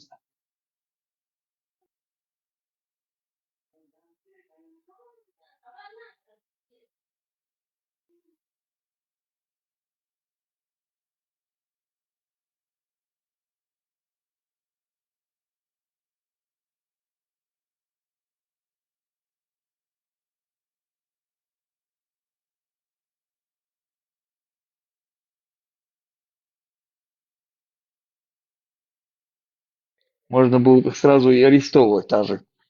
Как выехали с Москвы, там, выехали с России, выехали, можно было бы этих ходячие бомбы на месте арестовывать. Я не знаю, давно уже занялись бы спецслужбы этим вопросом.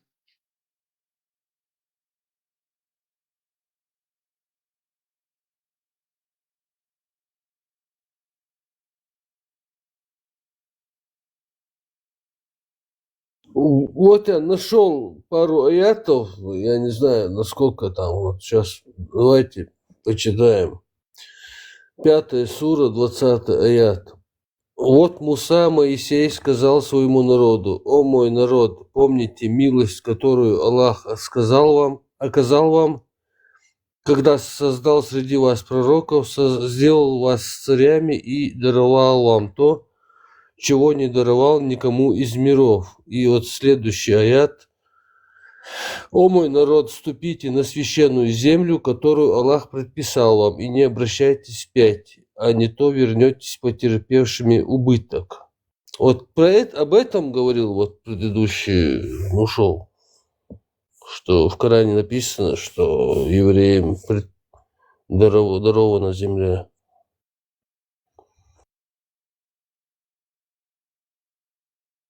Я сказал, почему чеченцы делают. Так вы будете микрофон выключать, наверное. Здравствуйте. Чечня находится в оккупации, еще раз говорю. Там действуют российские законы, их не спецслужбы действуют, их не телевидение там действует. Когда поймете это дело? Чечня, они нас в свое время не поддержали, когда мы одни боролись против России, всем было наплевать. Дудаев предупреждал, потом будет эта головная боль. Если вы так оставите Россию, чтобы она с малыми народами, там нормально, кто борется В с свободой ищет. 94 году она восстала. А почему сейчас не восстает? Как ты думаешь? В 90 годом, в 94-м не восстали. Мы в 91 году Россия, Советский Союз развалился по закону, хотя мы туда не входили, мы вышли из этого Советского Союза. Первые, где убрали советские войска с нашей территории. Это пока еще с республик не забрали, Россия не забрала эти войска, у нас они ушли, мы их отдали им, купили им денег, дали им офицерам, они уехали, купили себе квартиры в Москве и съехали все. Мы первые вывели войска, стали свободными. Россия не хотела, чтобы мы были свободными. В 94 году под Новый год напали, а до этого они там в ноябре, там российские танки заехали, думали по-быстрому тут Ну ладно, ладно, это, уничтожить Леха, сопротивление. это все мы знаем. Ну сейчас не свободная Чечня. Так, Вот мы сейчас, же давай. оккупированные, сколько раз вам говорит, мы оккупированные. Да, Где ты это видишь там, правильно. Кадыров, кто там, молодец. пехотинец Путина. Пехотинец Молодец, Путина. ты правильно говоришь, оккупированный. Оккупированные, я не стесняюсь, да, мы оккупированные, захваченные. Что ты Да, радуешься? да. Ты кто кавказский, добрый кавказский? Ты кто вообще? Я добрый кавказец, а что? Дагестанский еврей, я так смотрю, он там вроде похож. Не, я из Грузии сам. Родом из Грузии, да. Какой он еврей? Что ты взял, что он еврей? Почему я еврей? Похоже, там где-то есть у него крови. Нет. Я родом из Грузии. Пантиси, знаете, Пантиси. А что так радуешься, что Чечня в оккупации, я не могу понять. Что так тебе... Я не радуюсь, я наоборот говорю, почему так происходит? Ты что? Не с Панкиси, это точно, да. Я с Пантийское ущелье, чё вы? Рустави меня зовут. Сейчас оттяпала... Россия у вас оттяпала сейчас. Абхазию. Не Абхазия, это Грузия. Кого это? Пантийское ущелье, это Грузия. Подожди, Пантийская или Панкратовская? Пантисия. Какое ущелье? Пантеонос. Не, подожди. Какое ущелье ты сказал еще? Там есть чеченцы, кистинцы. Ты даже выговорить не умеешь это правильно, это слово. Он врет, Нет, ты даже выговорить не подожди. умеешь это слово. Я чеченец, кистинец. Скажи по-чеченски что-нибудь. Да. А что сказать? Например, что сказать? Как?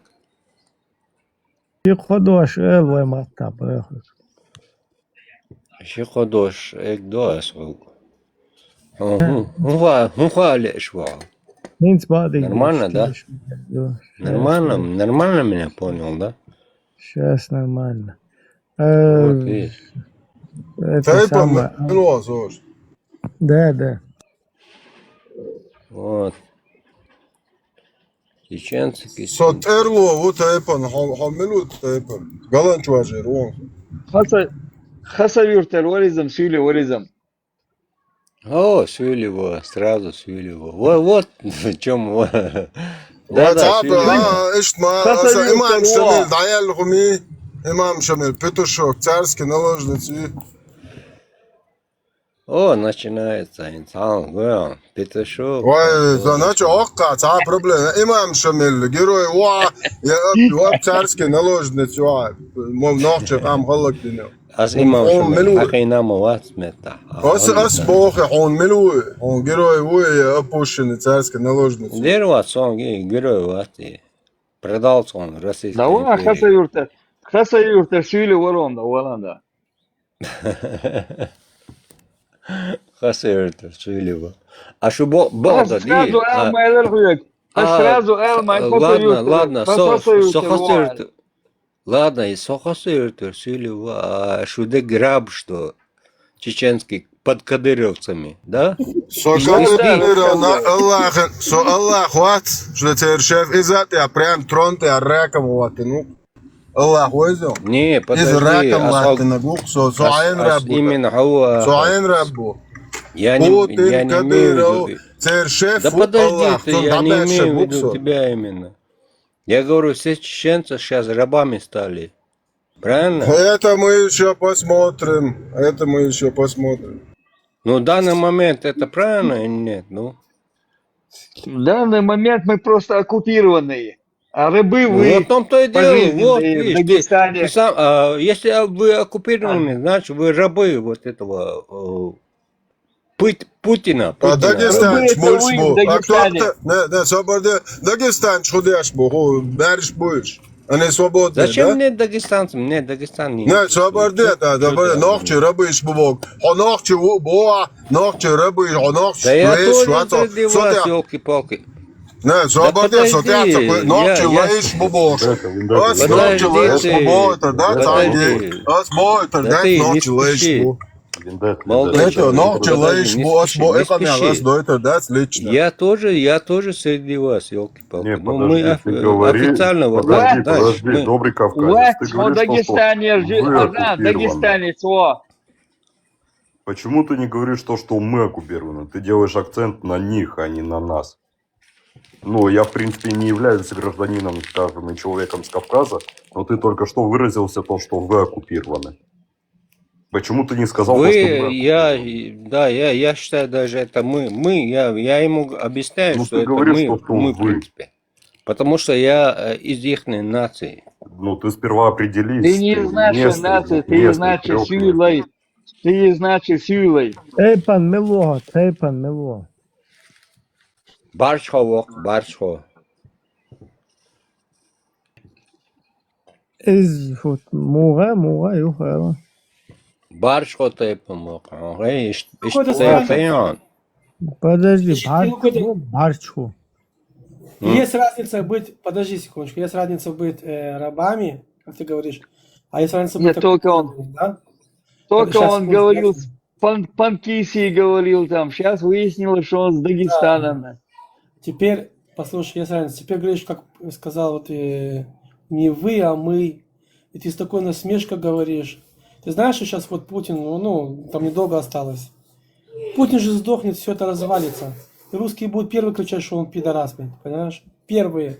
Так история говорит, не потому что я это хочу. Там у них все были все виноваты. И что ты будешь этим делать, а?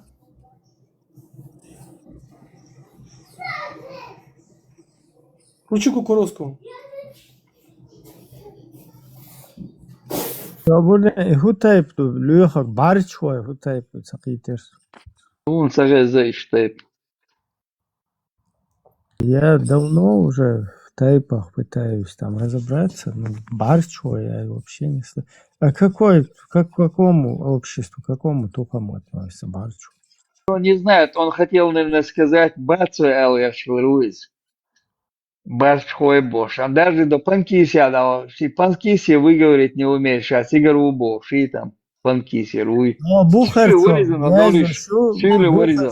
Бухарчо, парчо, я парчо, дойза сам, чунг специально шеек хаэрит вэшма. Вы итаязич, так ечма, вэцизутуна. Смотрите, вот читаю вот из Википедии Барчхой, один из чеченских тайпов, представители которого являются выходцами из территориальной группы Тукума Овхой. Тайп расселен в основном в северо-западном части Дагестана, также зафиксировано в Иордании. Какой Тукум, это что за бред вообще? Какой Овхой? Тукум Овхой. Овхой, Тухам вообще нету. Что за тупняк? Кто это? Так он же сказал то, что он там с Грузии откуда-то. Да, он не с Грузии даже. Это болтовня. Нормально выговорить не можешь. А что ты прикидываешься, добрый Кавказец? Зачем ты врешь? Кто ты? Скажи свою национальность. В Грузии парчхой таких нету. Парчхой это эхе. Не барчхой, не Б, а П. То есть от слова парс. Парчхой. Ты вчера слышал, как мусульманский историк, я включил это, так гордо рассказывал, как он захватывал чеченский народ? А? Нет. Ты слышал вчера? Нет? Тебя включить тебе? А зачем? Чтобы ты, посмотрел, как... Ну, ты сказал, я тут при чем? Кто-то сказал, я тут... Ты же мусульманин. Ну и что? Я нет, за других я почему должен отвечать? Секунду. Да. Вот ты же пропустил вчера такую вот историки, да, я собрал для чеченцев, историю, как традиции, историю чеченцев. А потом, по просьбе Вендетты, но я мало собрал, я сейчас сделаю больше. Именно мусульманских историков, книги, ну там, да, чтобы вы смотрели, слушали, как они радуются, как кстати, он там был, присутствовал, когда чеченцев превращали в мусульман. А как превращали, ты хочешь послушать? Ну, что еще скажи, насильно загоняли и превращали. Что-то о чем ты А говоришь? ты хочешь сказать, что Что значит нет? насильное? Насильное, это еще мягко сказать насильно. Просто мягко. Это Да. рубали, Есть. там, насколько чеченцы отважно держали этот перевал, пока не приходила к ним помощь. Вот кто был в этих деревнях, когда они заходили, они всех выровняли всех. Ну, что бы они Голову, выравнивали, или, как ты говоришь, там убивали? Приходили Да, просто миссионеры, А ты знаешь, проповедовали, какие проблемы? да, покажи мне Ну, вот не знаю, в в исламе истории. нет принуждения, никто не принуждает. Стан, подожди, да расскажи, Ты а если ты уверен? будешь, если ты Леон, будешь, секунду, Стан, родной Леон, секунду. А ты уверен, что в исламе нету принуждения? Нет принуждений. Ну, ты тогда вот настоящий прям, походу, мусульманин. а если да? ты выйдешь с ислама, Слов если нету. ты выйдешь с ислама, ты с ислама выйдешь, тебя как к себе отнесутся? А ну-ка скажи мне, что с тобой сделают? Ничего никто не сделает. Я скажу, ему дается ровно 3 дня. Если после этих 3 дней он не возвращается в ислам, секир головка. Вот что с ним сделают. Да, Там, что где ты, о чем ты настоящий ислам. говоришь? Он ходит, на мечеть не ходит, не убивает же никто. Что ты врешь? Да, Ходит же на да. улице. Алло, я говорю нормы ислама. Я не про твои хотелки говорю. Стан, Слышь, ты Стан, вот знаешь, такой тебе вопрос. вчера, сейчас, минуточку. Нет, Да, секир, Я вчера время. включил, слушай, Стан, я вчера включил на целый час. Это 3 дня проверяли всю эту информацию, компьютер, да, и очень много что убрал. 3200 вещей убрал не что недостоверных, неправильных. И вчера они слушали час. А потом историю историка мусульмана, который присутствовал при этом всем. И мне после этого написали 2 мусульманина, я не буду называть их имя, сказали спасибо. Я им ответил, а за что спасибо, ты же мусульманин, у тебя нету нации. Он говорит, ты знаешь, уже после того, что я услышал, и он пошел, кстати, проверил, потому что там называли этого историка. И я уже под сомнением. Почему? Потому что у него внутри заиграла Лазури. внутри заиграла вот эта гордость своя, понимаешь? Как они Леон, просто захватывали. они не знали историю, понимаешь? То есть вот честно, эти двое, о которых ты говоришь, я просто удивляюсь, как тебе сказать. Ну, тут просто, если они историю знают, они знают, что, конечно, очень часто беспредельщики были, угоняли в рабство, убивали, насиловали и так далее. Но это нормально, люди всегда друг друга мочили. То есть мы же не вчера родились, всегда так было. То есть я удивлен, что они удивились. Вот о чем. Вот. Я не говорю, что чеченцы, я имею в виду империи. Вот приведи мне империю, да, Аллах, которая бы аккуратненько по голове гладила бы и захватывала бы территории.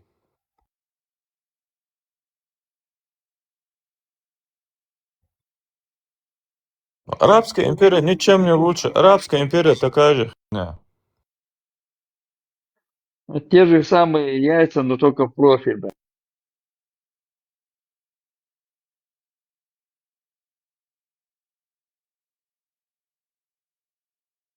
И я соберу потом целые там откуда книжки. Леон, смотри, просто я понимаешь, смотри, ты вот просто вот если бы я думал бы, что вот эти арабы хорошие, да, тогда ты бы мне что-то бы открыл бы. Но я считаю, мало на этом мире народов, которые такие, как арабы, да, в плане нехорошести. Так что удивить меня будет очень сложно, понимаешь? То есть то, что они беспредельщики, это и так понятно. Я тебе другое расскажу. Я живу на Ближнем Востоке, я как бы это вижу каждый день. Они считают вас всех, ну не знаю, если назвать 3-4 сорт, это еще мягко сказать. Они еще между собой ругаются, кто лучше, бедуины и арабы. Бедуины арабы. Я тебе как на его говорю. Леон, я тебе еще больше скажу. Леон, хиджазские арабы всех остальных арабов считают ничтожествами. То есть сирийских, египетских, марокканских, алжирских. Они их всех считают ничтожествами. Видишь, слава богу, начитанный человек попался мне. Когда я рассказываю, они говорят, ты что? Говорят, я тебе говорю, серьезно. Один раз я был на проекте, вот, и там один понимал арабский. Ну, там на иврите, там это. Я его спрашиваю, ты Аишу во сколько чпокнули? Он говорит, в 9 лет. А почему? Ну, показываю, вот смотри. А он мне говорит, нет. Он говорит, да, в 9 лет. В открытую, а что? Я говорю, а что он смущается? Он говорит, значит, он не мусульманин. Все. Они в открытую все говорят, да, в 9 лет они ее чпокнули. И они женятся, у них это, я тебе могу показать в Ираке, мужик женился спокойно в 6 лет на девочке. В Газе, про палестинцев вы говорите, покажу, у них там целый парад был, детей вели в этот, они все такие довольны, что ну это нормально. Леон, вот можешь подсказать, да, смотри, вот я не говорю секулярных, да, евреев, а я имею в виду таких религиозных, таких мощных, да, на религии, да, евреев. Вот взять, допустим, 2000 там, лет назад, там, 1500 лет назад, вот тех времен, да, можешь мне вот так вот объективно сказать, просто объективно, да, вот жил иудей, верил он там вот Тору и так далее, да, бац, он решил стать идолопоклонником. Ну все, он отказался от веры и ушел, стал идолопоклонником. Что с ним делали вот по иудаизму, можешь подсказать? Ничего. Ну просто. Ну ты уверен же в этом, да, Леон, что ничего с ним не делали по Никогда не применяли. Никогда не применяли. Я знаю, к чему ты говоришь. Никогда не применяли побиение камнями. Никогда. Вот эти коаним приходили и говорили, это его воля. Он все равно еврей. Так они объясняли это. Еврей становится евреем, даже если... Просто у меня есть друзья евреи, Леон, они как бы, скажем, ну не то, что, ну, понимаешь, они как бы не сказать прям супер такие религиозные, да, но они достаточно хорошо читали разные вещи, и мне там в Торе тоже какие-то моменты показывали. Идут? И они как бы, знаешь, просто, они говорят то, что вот вы учитесь, то, что вы там меняете какие-то моменты, но в те времена они говорят, да базару ноль. Если он чуть-чуть как бы отклонился, в идолопоклонство пошел, его мочили без вопросов. Нет. Это потому что это было как бы государственное изменно, предательство. Вот они мне так это объяснили, вот эти евреи. Нет. Где это Артем у написано? меня такой есть друг. Это Танах, мы же в школе учим Танах. Окей? Мы в школе, в израильской школе учим Танах. Объясни своему Артему, пускай почитает. Были куча случаев, что надо было евреям применять побиение камнями. И это дело останавливали, потому что все равно это был его выбор. И вот коины, как ты говоришь, коаним, они приходили и говорили, все равно он еврей. Даже если он будет христианин, он все равно еврей. Вот и все. Ни разу не было случая, что били камнями. А если есть, покажи мне, где это было написано. Мне самому интересно. Мне интересно, даже если где-то в одной идеологии написано что-то подобное, как это оправдывает другую идеологию, где написано подобное? Не, здесь же нет оправдания, Зеро. Здесь вопрос просто был к нему, и все. Я тебе объясняю. В Танахе были случаи, в школе учим Танах. Вот, и были такие случаи, что останавливали побиение камнями, приходили к коаним, кстати, и говорили, это его выбор. Да, это ему отвечать. А мало того, если он поменял веру, это его выбор. Он все равно становится евреем. То есть, когда у нас говорят, если ты даже христианин или такой, ты все равно ты еврей. Все.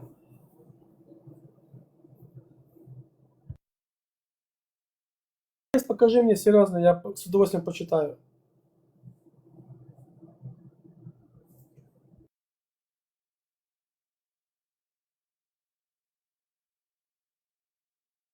Услышал ответ, вот Ной, он кто, еврей по Корану, Торе, Библии, он еврей или араб, или кто он, Ной, этот пророк? Давай послушаем вместе. Кто такой был Ной? Он был евреем?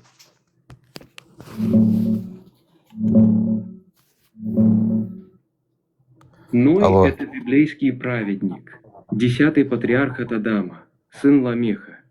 Согласно книге Бытия, он построил ковчег по велению Бога, спасся с семьей и животными во время потопа и стал родоначальником всего послепотопного человечества. Ему было 600 лет, когда начался потоп, и он прожил 950 лет. Нет, Ной не был евреем.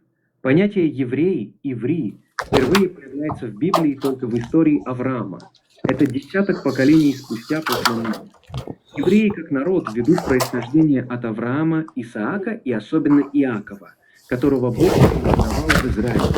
До Авраама еще не было ни еврейского народа, ни иудаизма как религии. Ной – общий предок всех людей после потопа. Поэтому, если бы он был евреем, то все нации были бы евреями, что не так. Он жил в допотопном мире, ходил с Богом. Но он говорил на иврите.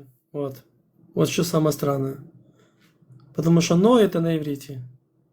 Но он не был евреем. Насколько я понимаю, от Ибрагима же вот был Исхак, и по-иудейски как он будет? Исхак или...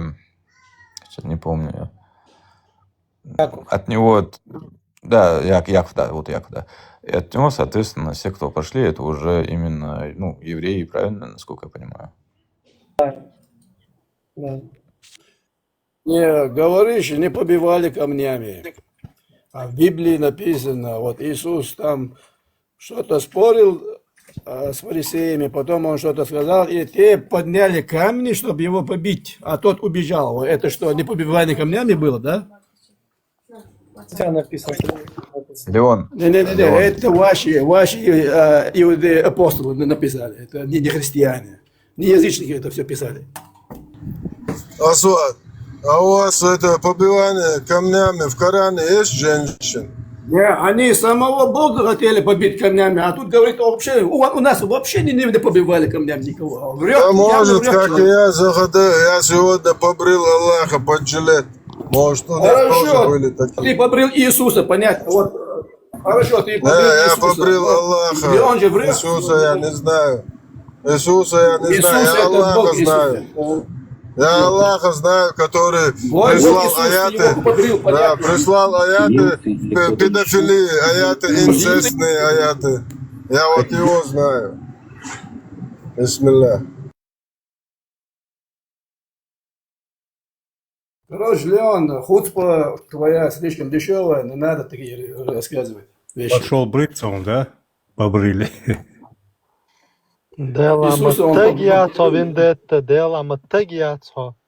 Так, що поймар степагалец, що поймар степагалец, так ти отучуєш, шлел іще долберчиш, що поймар так. Это. Тут Богду. Цея цатаг больше ольшунг. Альбус. Про Тору, про свиток Торы, про Туре ничего похожего не нашлось. Никто не кидает камни в Тору или по ней. Не по Харидим Торе. иногда кидают камни Те в евреи людей. кидали камнями по Торе, в людей, кого-то.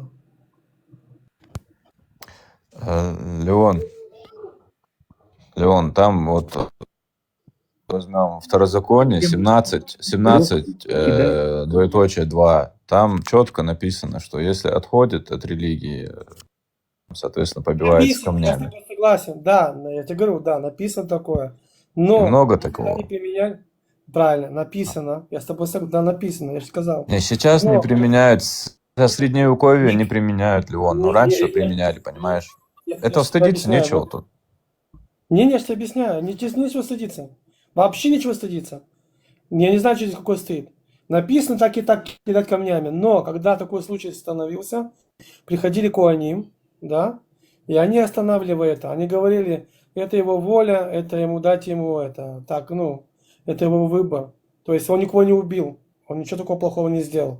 Да, с грешного. А если он поменял веру, так он все равно остался евреем. Вот и все. Самый гуманный суд в мире, да, самый гуманный суд в мире.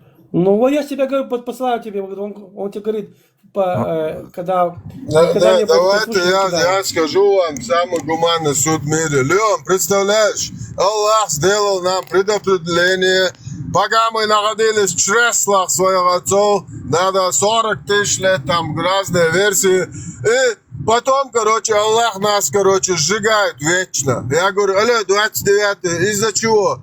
ты такие действия совершал? Я говорю, да. Вот из-за этого. Но слушай, говорю, чувак, это же ты мне так предписал. Ты же создал людей и для ада, и для рая. Я тут при чем, я говорю? Вот самый гуманный суд в мире. Бисмилля. Вендет, А Вендет. что? Правильный суд, да? Там знаешь, какая тема, Вендет, пожалуйста. Сейчас я Там, человек, это мой дед, который сосет детей в костюме. И теперь мы Вендетта, там, знаешь, там же смысл какой, если брать и в христианстве, и в иудаизме, и в исламе, концепция вот предопределения, то, о чем ты сказал, она в том, что Всевышнего удивить ничем нельзя. То есть он знает и прошлое, и будущее. То есть и он может записать все, что, ну, как бы, он и может Смотри, записать. он меня таким создал. Вот он, знаешь, как там идея в чем? Он тебя создал таким, что ты можешь делать, что хочешь. Вот в чем прикол, понимаешь? Но смотри, есть в Коране аят, который говорится, того, кто наставил Аллах, тот того не собьет никто. Того, кто сбил Аллах с пути, того не наставил. Вот так тут получается Аллах же виноват во всем этом. Но там есть еще и другие, понимаешь, мои аяты. действия тут ни при чем. Это Аллах так все делает. Да, но Да, там же чем есть и говорит другие Аллах? аяты, где именно, знаешь, то, что Аллах не меняет положение вас, людей, да, не меняет положение, пока вы не изменяете сами себя. Хорошо, давай, возьми, прочитай 73-ю суру, 16 аят, и 76-ю суру, 30 аят. Что говорит твой Аллах в этих аятах? В одном говорит, вы, если захотите, сможете, короче, на истинный путь. Потом в другом говорит, если я пожелаю, короче, тут я смотрящему, а если я захочу, если я не захочу, никто не... Ну смотри, эти два аята прочитай, давай, открой. Вендетта, у Леона спроси, почему он против Аллаха. Да, я вам два аята предоставил, которые Аллах противоречит сам себе. В одном он говорит, что если вы пожелаете, что вы найдете там истинный путь, там пойдете в рай. В другом говорит, если только я пожелаю. Это что получается? Это что за бред? Там, знаешь, в Ты чем меня прикол его в том, пожелание. что, понимаешь, человек, например, захотел что-то хорошее И он сделать, вообще не раз и против умер. твоего Аллаха. Это мы здесь против вот этого Аллаха. Не, почему он не молится 5 раз в день, спросите? Ему не предписано молиться иудей. 5 раз. Подождите. Ну вот поэтому Покажи, где в Коране сказано 5 раз в день молиться. Покажи аят. Я не покажу просто, я хочу, чтобы... Конечно не покажешь, конечно не Я покажешь. хочу, чтобы он Надо вообще молился. молиться. Покажи в Коране, почему не слово 20? молиться есть там где-то? Нету там. Вообще 20 раз. Почему ты не можешь 20 раз? Не, 20 раз. он- Надо 20 раз молиться. Как нет? Ну тогда давай молись. Почему я должен молиться? Ты должен молиться 20 раз. Это У мое меня дело, я написано, 5 раз молюсь. у меня написано четко, сколько мне молиться. У тебя не написано. Ты сколько Почему ты дней молишься 5 раз? постишься? Хорошо, ты сколько Подожди, дней сколько? постишься? Не прыгай тему на тему. Вот ты Нет. сейчас себе яйца будешь отрезать. Ты будешь с ним разговаривать, тебе скажи мне, где вот, почему ты молишься 5 раз?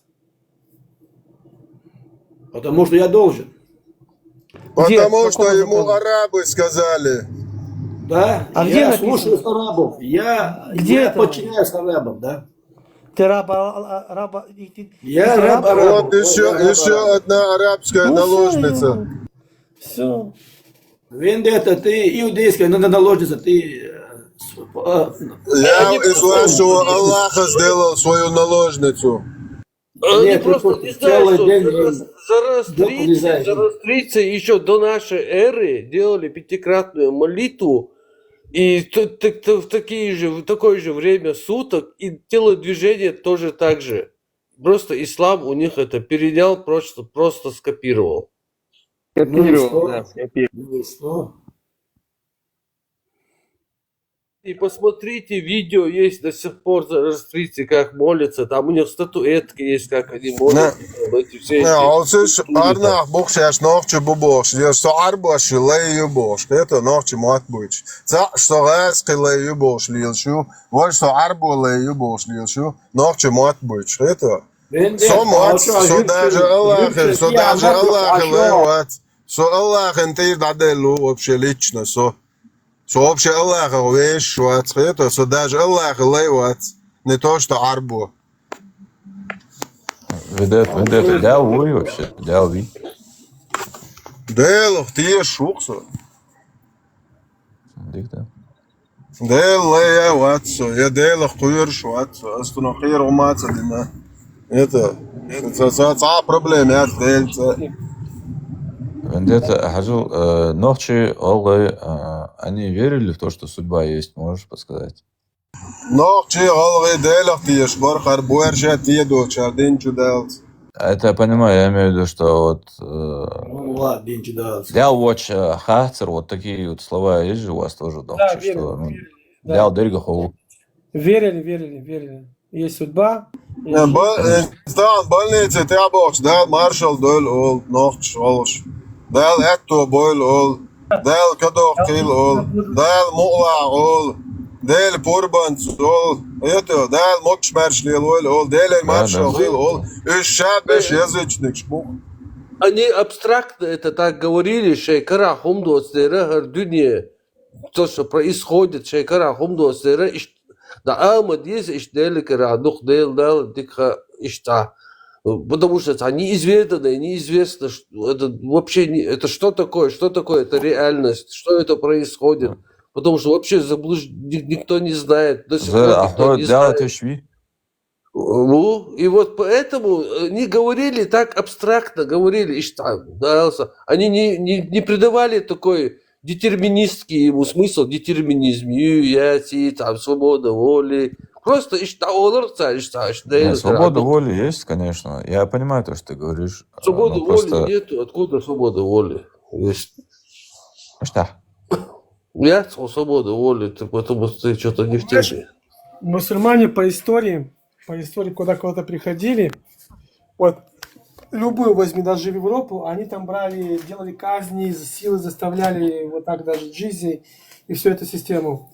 И особенно, когда это было тот же Ирак, та же Иордания, тот же Сирия, тот же Ливан, это были христианские страны, там просто под корень всех стирали просто, чтобы излепить новое поколение, чтобы это поколение не знало их традиции, их историю, и они были мусульманами. И так Леон, они ты выдаешь свою базу, ты выдаешь свои инструкции, не надо это делать. Вот, смотри, это ваша религия так учит. Захват. Подожди. Захват Кавказа. В Дербент привезли из Сирии и Палестины 25 сперва, 15 тысяч, потом еще 10 тысяч оттуда переселились людей сюда. Именно в Дербенте были. Это самый большой работорговый хаб был там, на Каспии. Это даже коммунисты такое не говорили. Откуда ты берешь это? Ерунду. У вас арабских источников берется. Нет, не написано. Не написано. О, арабские книги есть, как захватывали Кавказ. Такие книги арабы не пишут.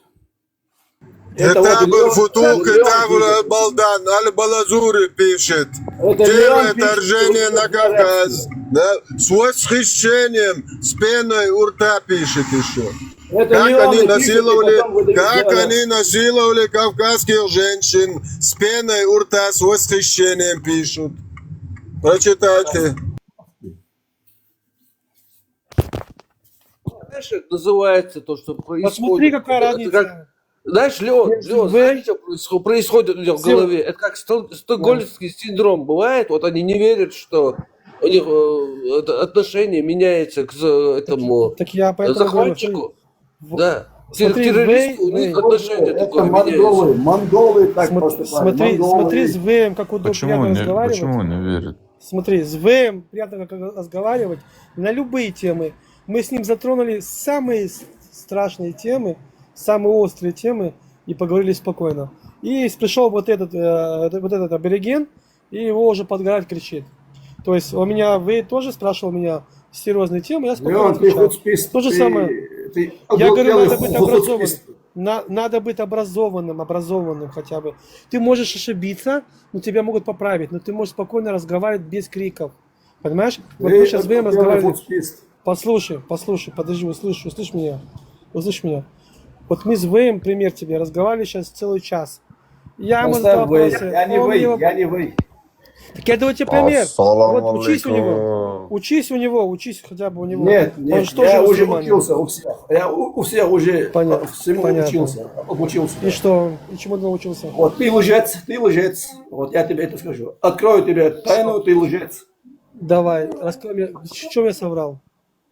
Ну, все, ты вообще, что ты не соврал лучше. Ты меня обвинил сейчас. Ни одно твое слово а в чем неправда. Именно Тебе я даже соврал. запрещено говорить правду гоям.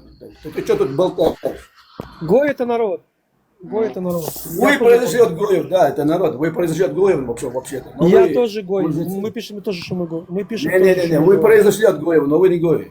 У меня в Торе написано, что я гой гадоль. Большой народ. Я гой большого народа. Для меня ты лжец. Для меня ты лжец. Вечный лжец. Видишь, по факту тяжело с вами разговаривать. Вот Вэй сказал правильную вещь. Лови 24, я бы должен поправил его. У нас написано это, но мы это не исполняли. Потому что коаним приходили, останавливая это. Они сказали, нужно будет 2 свидетеля. Это раз. А кто соврет, тому будет смерть. И когда они слышали, кто там поменял веру, кто-то ушел, он говорит, это его выбор. И все равно он становится евреем. Понимаешь?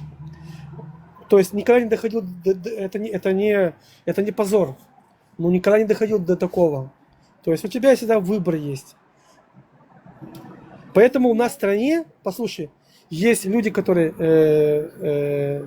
как бы все верят в Бога, но они спокойно относятся.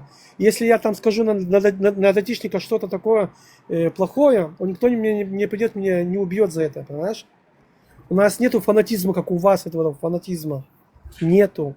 И никогда не будет. Мы никогда никому не приходили, заставляли кого-то своей веры. Наоборот, чтобы стать евреем, тебе надо, не знаю, попотеть. Это 3 года учить, 3-4 раза тебе откажут, а потом еще сделать сильный экзамен, понимаешь? Не прошел экзамен, все, до свидания. Свободен. У тебя это там обошел в 2 раза об дерево, хамду-лиля сказал, до свидания, там, ты уже воистину. Леон, единственное, вот то, что ты говоришь про то, что вот перестали делать вот эти казни, ну, именно как его, камнями, да, это же когда был талмудический период, а до Вавилонского плена это применяли, понимаешь? До того, ты правильно говоришь, правильно, это пришло при Талмуде, 2 свидетеля, но при этом приходили коаним, ну, это Танах говорит, по Танаху, да, приходили коаним и останавливали это дело. То есть они говорили,